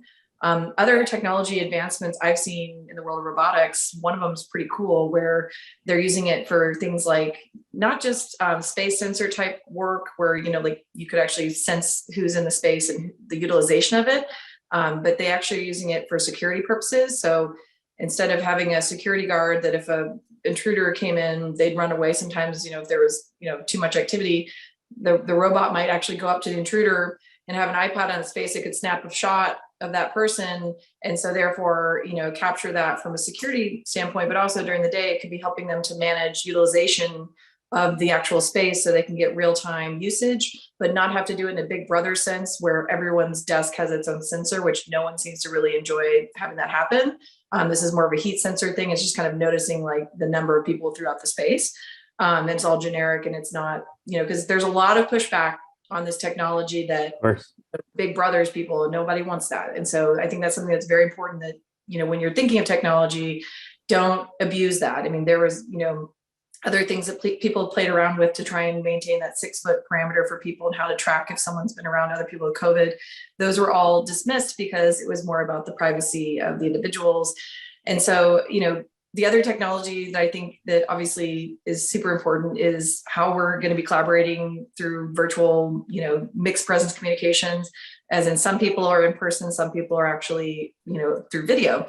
And I'll never forget the first time that some of my friends and colleagues I was working with were back in the office for the day, and they were all sitting at this conference room, and it was, you know, one of the like previous designs. So it had the TV screen that was like all the way at the top of the ceiling. I felt like I was like some, like, you know, God talking down to like my people. And, you know, there's like, you know, all these little ants sitting at the table, where I was used to having this type of a visual with them. And so, and they were all wearing masks. It was a very bizarre, you know, new world encounter. And so a lot of the designs moving forward, people are considering that, and they're actually bringing the screens down to seated height. And I think it's taking a step further. I would actually work to make sure the screens are part of the table, so it feels like you have a seat at the table, because still when it's like, you know, sitting on a wall, it's still that extra 3 or 4 feet that you feel further and disconnected from people. I've seen some technology out there where it's like TV screens that are see-through, so it actually looks like the person's a hologram at the table, so that's kind of cool. I think I mentioned to you last time that I would love to see, like, you know, Star Wars versions of holograms come into conference rooms one day. So, but I mean, they exist, but, you know, so those are some of the technology areas I think that companies are starting to look at. You know, for some companies, they do almost an entire overhaul of the technology analysis and assessment.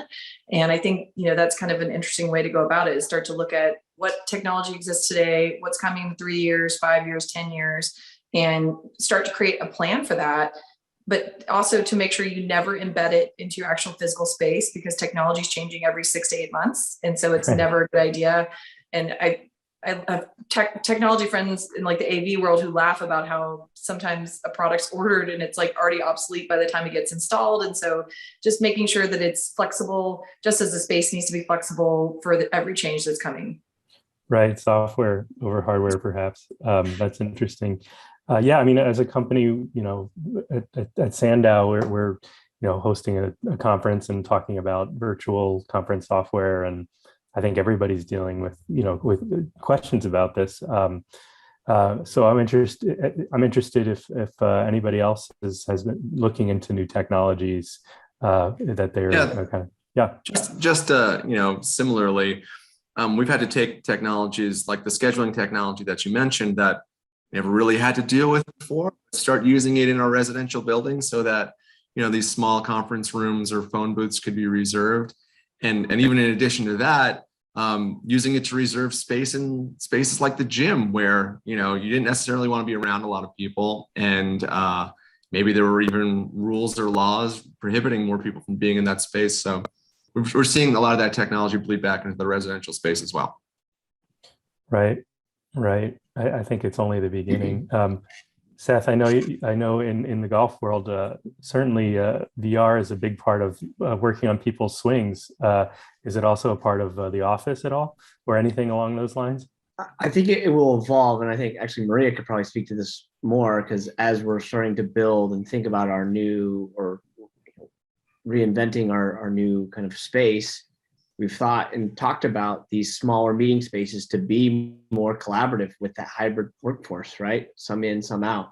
Because yeah, you don't want to talk to a screen, or actually, I think it's harder the reverse for people that are on the screen and you're having 6 people talking over each other, right? So how do you make workspaces or little collaboration areas effective? Or how do we train ourselves? I think that's the harder part, to not interrupt each other or talk over each other through this kind of hybrid version of this thing. So VR in our current workspace, no, but I think as we're looking forward to kind of what's next, absolutely. And Maria, maybe you can add to that, as you're starting to kind of put those in front of our eyes as like possibilities. Yeah, sure. You're talking about the technology, Sam? Is that what you were? Yeah. It's crucial for any of these goals that we've been setting and coming back, is an investment in technology. We're seeing that just even laptops, as simple as laptops, that everyone has the same technology, the same laptops, the same way to connect. These applications are in everyone's, that you can work from anywhere. You can work from the room next door to in the focus room next to your leader or peer, or on the way to work, or from an airport. And so, yes, technology is key into having this to support this kind of hybrid. Right. And I had a question about, this is something that's on a lot of people's minds, as the office has changed and people do come in and then not come in. And so some workspaces, it's assumed that they'll be a little bit smaller. And I don't know if that's something, Peter, that you've been looking at. Is there a chance that some offices maybe merge to some extent with other uses? Like you'll have a little more retail in there, a little bit of residential on a floor. Is that a possibility?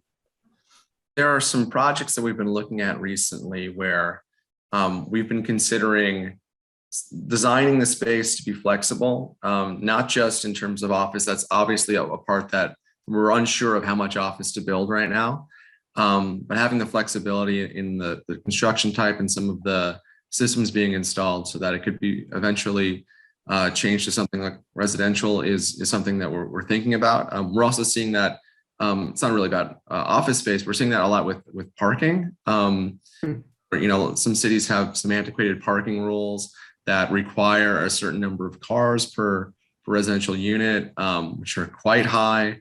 And as Reagan was talking about, we might not be driving ourselves in a generation, or maybe even less time than that, with automated car shares. I can't wait. I don't really need to drive.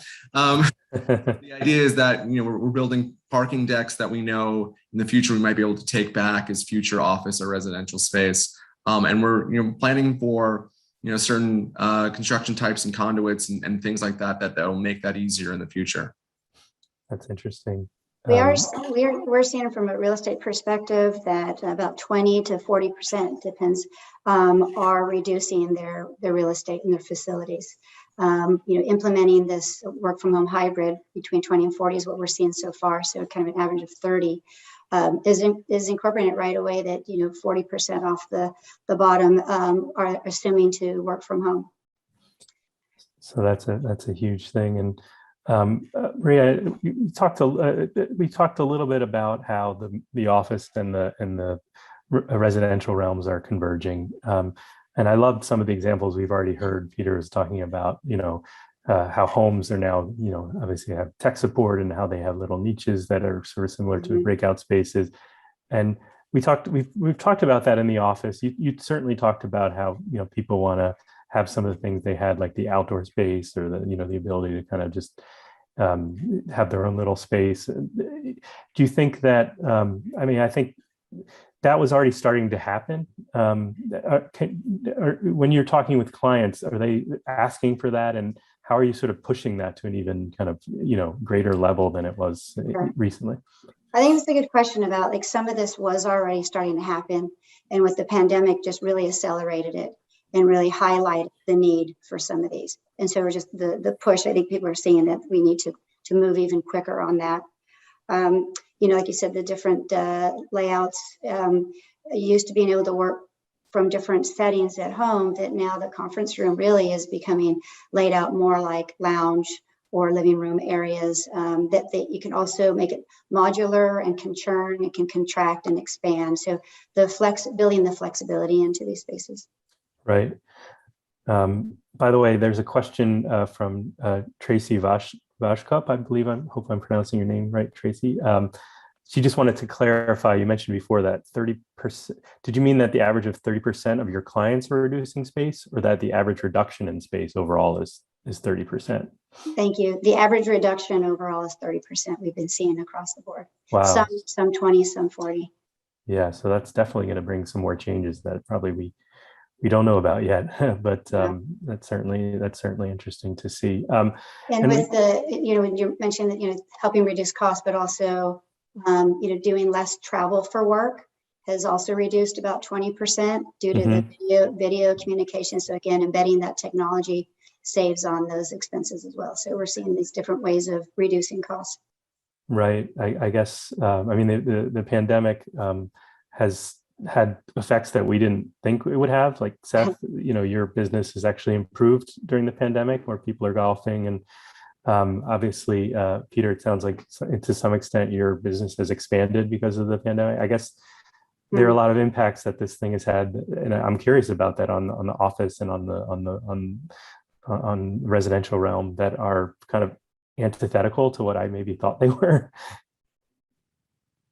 And Seth, you mentioned, so you're because you said you expanded by several dozen employees. Is it mostly just because more people are golfing because they just feel like they need to get out, or are there more reasons that's happening? Yeah. So we've been lucky enough to thrive during this kind of crazy time. Golf is a sport where you could go outside, socially distance, have fun with your friends, have a social interaction with it. And the golf equipment business has thrived because of it. To your point of like that number of added bodies, because the business has grown, the demand for doing more, pushing ourselves more, we've added, nearly almost 100 people in the last, let's call it 12 months, 18 months, just at our headquarters itself. And we're about just over 600. So you're talking, a good 15% increase over that time, which is kind of crazy to think about. But that's where we're developing our D2C business. Those areas that would have maybe taken longer to expand upon have been kind of catapulted to let's get this, let's go for this, let's get the people behind it. But to Maria's point about 30% reduction, that's the opposite for us, right? But we have a space in our headquarters that where we can grow into, because we actually used to house our warehousing and shipping department within, and we've moved that more centralized. So we've actually opened space up for us to grow into. So we feel privileged to actually have that space to kind of use and grow into without actually reducing or finding a new space to call home. Right. Like outsourcing, moving some of the operations to other areas, right? That allows to open up space. And although there might be a 30%, you could grow in employees and still use the same office space, or you could incorporate a remote work and still have that reduction, but still utilize that same footprint, not have to get more square footage. And then, so again, we are seeing a combination of that. If you just integrate, we're working with a client, LA County, one of our biggest clients right now, and just across the board, they think that about 40% of their employees will work from home. And so it allows them, again, to not need as much real estate because they'll have a lot more hoteling in a sense. Right. So you can be flexible that way, depending on how many people you have working remote. And you can be flexible. Yeah. And Seth, for you guys, that growth, though, that you did have, was that precipitate your kind of reaching out and working with Smith Group, or was that already in the works before this? It was in the work before then. Yeah. But, they're going to help us, and we've gone through this. What's 5 and 10 and 15 years look like, so we're not outgrowing our building, and making the space modular. So in case you do have, and your leadership team gets bigger, what are the space sizes for each of those size offices? It's funny. One of the comments was like, the spaces can get smaller. Well, some people still like their offices a little bit bigger. So Maria and I are kind of toting that line of some people being fine with the size of their space getting smaller and some are not. So you got to kind of work with that. Yeah, absolutely. That's interesting you mentioned modular, because that seems like another more on the construction end of technology that's going to be more and more common. We're trying to make things flexible, things that can adapt. Modular seems like the perfect solution for that. Yeah, and modular, like in a sense that you could, with a little bit, moving a wall or doing this, you turn this, one space that held 2 offices into, something much bigger. But like you do it in a way that's very smart. So you're planning for those 2 to 3 to 5 to 10 years that you could make the space smaller or larger. It needs another bigger conference room because the space demands it. Like it's quite interesting going through this process. Something I wasn't actually thinking about, and now that we're in the kind of throes of it, it's fascinating, especially coming back into the office, thinking about these things. Yeah, we're seeing multiple size offices and six different size offices or several different size cubicles. If we start to get to a universal footprint that it could be an office one day or a conference room the other day, you're just moving furniture. And then creating multi-purpose spaces that can turn into town hall meetings or conference rooms or events. Yeah, being smart, not to Maria's being honest, like I think we have like 17 different size offices in our headquarters. We've been band-aiding and building, someone's moving over here. Oh, let's just put down that wall. Oh, wow, that's a big office. Oh, let's just leave it. There are so many different sizes. They're trying to universalize these things. So you can be kind of just moving a thing and it creates that same size universal footprint as we kind of move things along. And Reagan and Peter, has that kind of ability to be flexible and to change your space or change the way you operate? Has that amped up for you guys in the last year or so? I mean, I definitely think that, the biggest shift I've witnessed is away from individual space and more towards this, smaller collaborative space. But at the same time, I do agree, Seth, some people want their conference or their private offices. So again, I think my dream would be like some sort of like built into the wall, flexible furniture solution that could, go back and morph into something else. I remember back when I was working with Uber, we actually kind of dreamed up this idea of a yoga room that you could flip the table back up and it would be a whiteboard on the back side of it. And you had chairs that could come out of the wall that kind of turn into like a conference space. And because how often are you doing yoga during the day? Not all day. And so it's sort of like this multi-purpose space, but like at the next level of flexibility versus right now, as Maria's saying, you have to move some furniture around. It doesn't like design the environment in the way that people sometimes engage in that environment. So like if you put someone in a yoga room with a whiteboard on the wall, you're not going to be relaxed. You're like, I'm in a conference room, I'm thinking about work. Whereas if it flips up and it's like some bamboo thing or whatever, and you can get rid of the chairs and put, a nice, like pull a nice curtain out and kind of like make it a dreamier space. It's all about elevating the experience for what the space is meant to be used for and enhancing that for the users. And the reality is, I mean, my entire career I've spent in, real estate and, corporate workspaces. I'm actually second generation. I've grown up in this world and I've never seen a time, where it made sense to truly reduce the real estate footprint that the clients think they need to do and have it be successful. I mean, this sardine approach that everyone tried a few years back was rejected, completely. And just because people aren't in the office every day doesn't mean that there aren't opportunities for other spaces to evolve. And I'm talking about like, what about new hire hangouts where new employees that were hired over COVID that have never had a space that they've come together in a physical environment, that they all know that the people going in the space are new hires and they can actually create this bond that should have been formed during a formal training, going back to headquarters, spending 2 weeks together, but they didn't get that time. Or, maybe when they're in that space, leadership can come through from time to time and do side-by-side mentorship or get up and share some great stories or however they want to come together. There should be like a remote refuge where remote workers, when they do come to the space, they still feel like they have ownership of an environment that belongs to them. And again, they can bond with other remote colleagues and they can sort of come together and support each other, because there will be some serious FOMO for those groups because they're not there every day. And so they kind of need to develop this other type of bond with the remote workers. I mean, there's options for, I think that there needs to be more spaces that are truly laboratories of building and innovating new ideas and creating new things. Because if you go into a blank white walled conference room with a couple whiteboards, you'll be mediocre at best when it comes to being creative.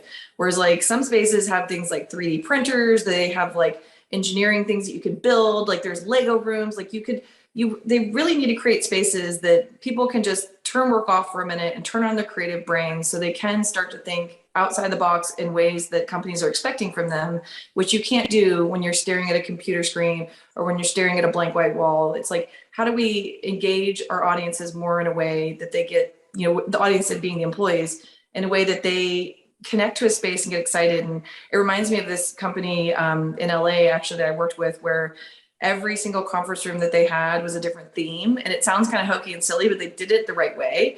And it was really cool the way they implemented it. They had like I think like a Super Mario's room, which had like, the little turtle guys everywhere. And they had, different designs. They had like a Game of Thrones room where they literally designed the throne out of keyboards. They created like the ultimate Lego room where every wall you could put Legos on and do designs. And that might be a little hokey for some people, but like having a couple of play spaces like that, I don't think there's anything wrong with that. Not everyone works that way, but the people that do will be so much more connected to the space, and they'll be like, finally, someone gets my brain and like this, I'm speaking for myself clearly, but it's like there are these people that just want to get a little weird before they get serious, and every new idea has to be weird first before it can be creative, because weird is different. And, staying status quo and staying with the things that are normal, you're not going to think outside the box and innovate like companies are demanding people to do.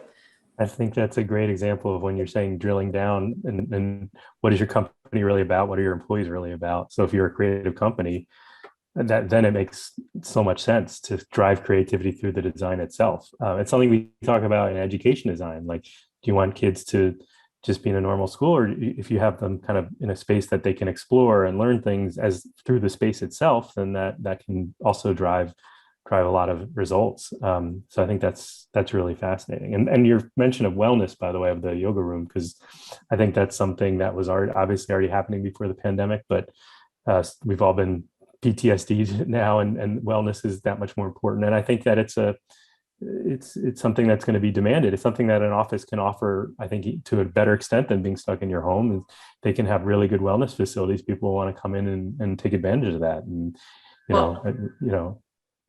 it's funny you mentioned that, because we did this workshop with some women who are the elevated call center. So not the first call center you talk to, but the second tier.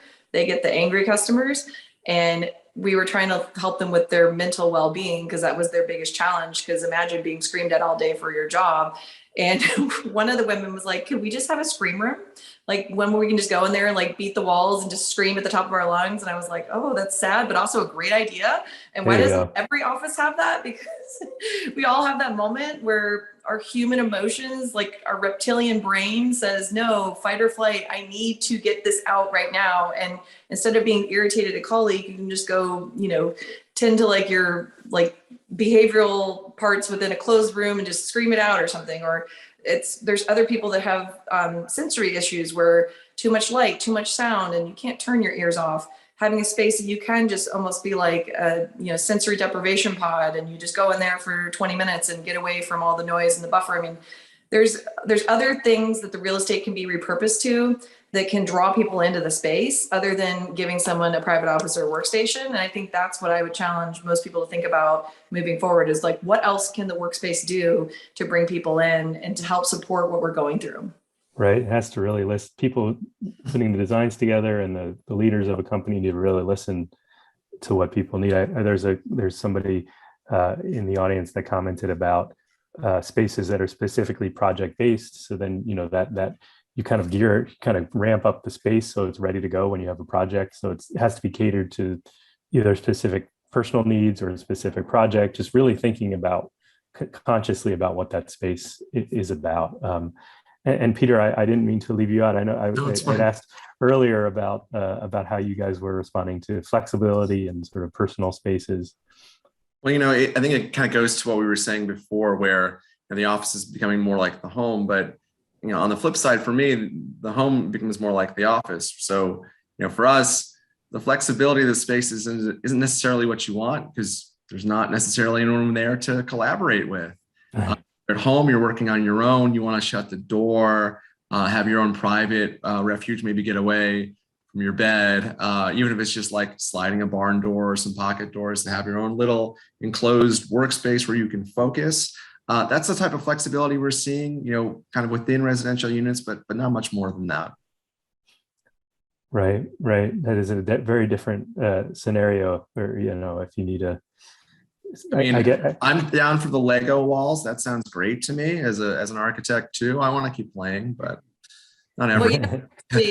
My own desk at home is a swivel desk where if I'm using it by day, it's like in a V shape, but then by the end of the day, I can actually swivel the wheels around and it turns into like a bookshelf. So I think things like you're talking about, Peter, that sort of morph into the home. And I love the idea of turning into a bar cart. That would be dangerous for me. That would be like easy access, but we're going to brainstorm some ideas after this. Yeah, I'm going to call you up. I like this. So there's also a lot of challenges around this. Any new situation, and this is the hybrid workplace is new. I mean, we don't realize, we're all kind of used to it now, but it's, this has only been like a year and a half that we've really been in this, maybe 2 years almost. But so there are still challenges that we're still making sense of. And for you guys, what do you see as still the biggest challenges? I know a lot of people in a hybrid workspace, yes, we get the advantage of being home part of the time and at work part of the time, but that can be, challenging as far as logistics. It can be challenging. You don't really get to know people. I'm working in a magazine and I love it, but we're all remote and it's just harder to really connect. There's still questions of health and safety.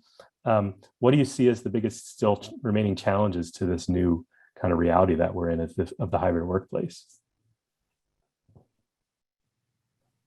I mean, I'll take this at least to go at the first one. I think the thing that drives me probably the Seth, most go ahead. insane, with this, yes, what drives you insane? I like that word.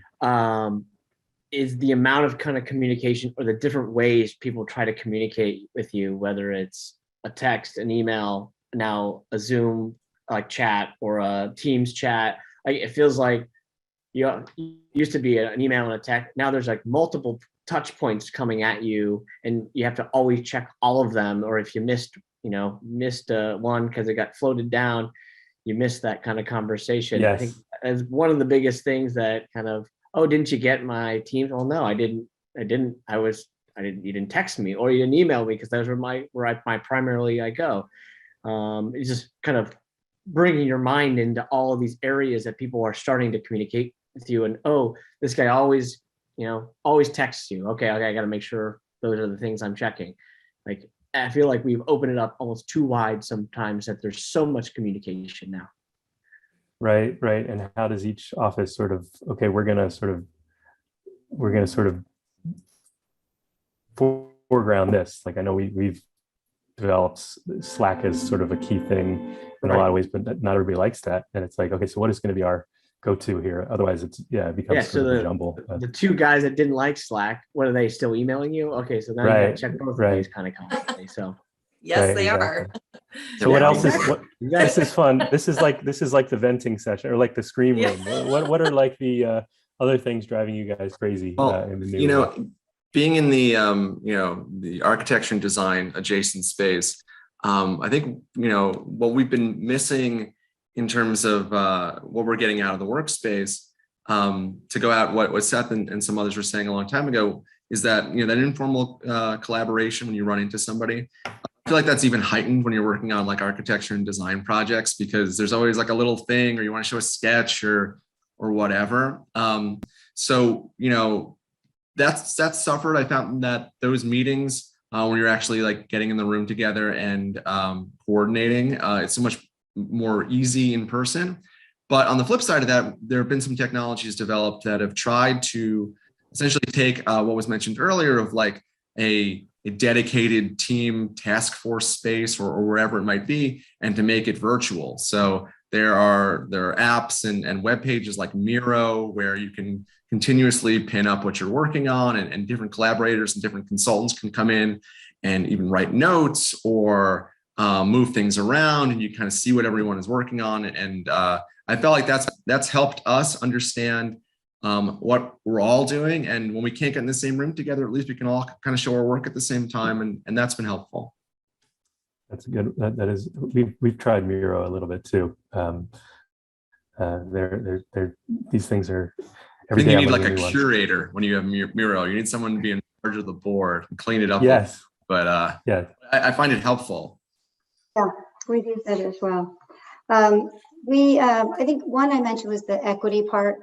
If you're at home versus in the office, close proximity, are you going to get more opportunities in the office if you're working in the office and you're close to leadership versus working at home and unseen, and maybe if you're not there and someone who is there gets selected for more opportunities. I think the equity part is what I think is a challenge of how organizations are really going to instill that. The other thing I think that was mentioned is the mental health. I think addressing that as people come back. There was maybe stress for caring for a child or an elderly parent, or the fear of losing the job. I think there's this mental piece that will need to be addressed as you return back to work as well. Whether you have CPO, chief psychology officer, or whatever it may be, I do think that's something that will be a challenge to work with. CPO, I have not heard that one before. Probably a good idea. I fully agree with that, Maria. I mean, as a mom of a 4 and 6 year old, as I mentioned, we had a time where my son's teacher got coronavirus and he was sent home for 10 days. And they're like, you have to quarantine him now. It's like, what? So, I mean, I get it. Like, it makes sense, but there's just these new challenges that some people are going to have to be working through and managing. And so I do think it's important to have that face-to-face time with your team. So empathy is built and people have that connection and more of a care.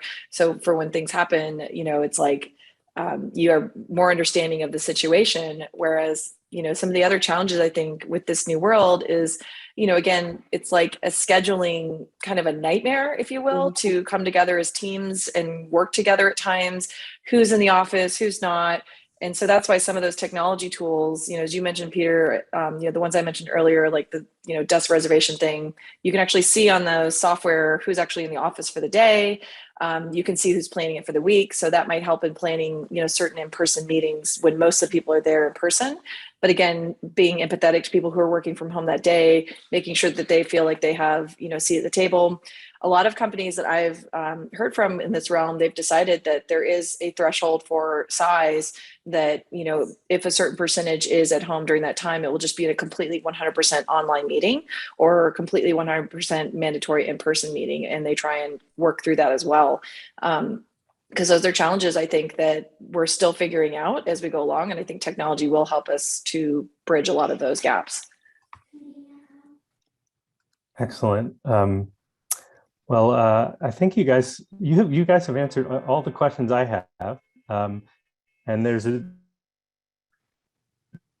side honking their horn like crazy, which to me signals that maybe we should start to wrap this up. They're helping me out. I want to make sure that there's no more questions from the audience. I'll give everybody a minute or so if anybody wants to raise a question. I also want to give all of you a chance. You've all been wonderful. If there's anything you wanted to add that you haven't had a chance to say, because we're not in person, we're on Zoom, and it's not always easy to get your voice in. So I'll give you a minute to do that. And when you're thinking about that, I also want to make sure to thank our sponsors, GROA and Certainty, and also just really thank all of you. You guys have been wonderful, really a fun panel. It's been fun talking to you. So just to make sure there's nothing else that you wanted to add before we sign off. Oh, there's the honking again. No, I feel like this group needs to find a way to get together and have a drink or something. I don't know. Yes. Yes. Agreed.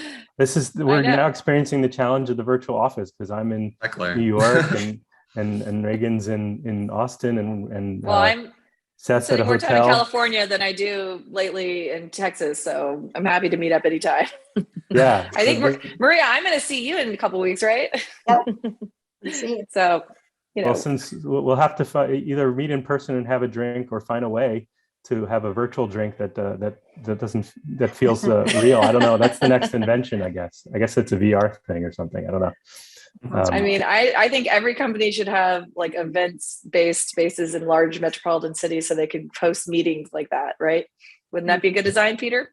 Sounds good to me. Yeah. I think you know, like minimize the random part of the HQ you don't need and just start developing all over the place so people can travel to see each other, you know. And we have South by Southwest out here in Austin. I'm just saying. Yes, that's true. No, you're right about the travel budget is going to go up. We're at the leisure. Metropolis. I was talking about work travel. Leisure travel, on the other hand, Yes, that's true. is different. That's true. Yeah, that would be good. No, you have to. I think we all need to travel more because we're isolated, and at Metropolis we're doing that. We're all, because we're not all in the same space, and we're having later in the year we're going to fly everybody together to actually meet, and I think that is something that's great. Companies need to invest in.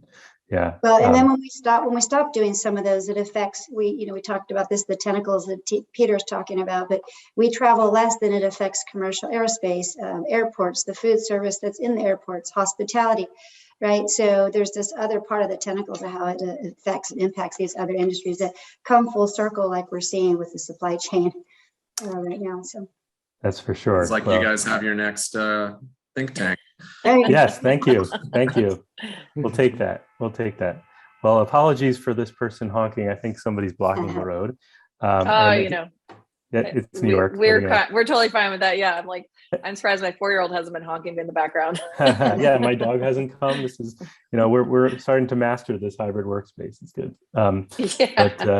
But thank you all for a great conversation, and really enjoyed it, and hope everybody enjoyed that. If you have questions, everybody in the audience that you didn't get to ask, feel free to to send them to us, and we'll look forward to more think tanks, and appreciate it. Thank you so much. Great. Thank you, Sam. Thanks for having us. Bye-bye. Thank you. Have a great day. Thank you.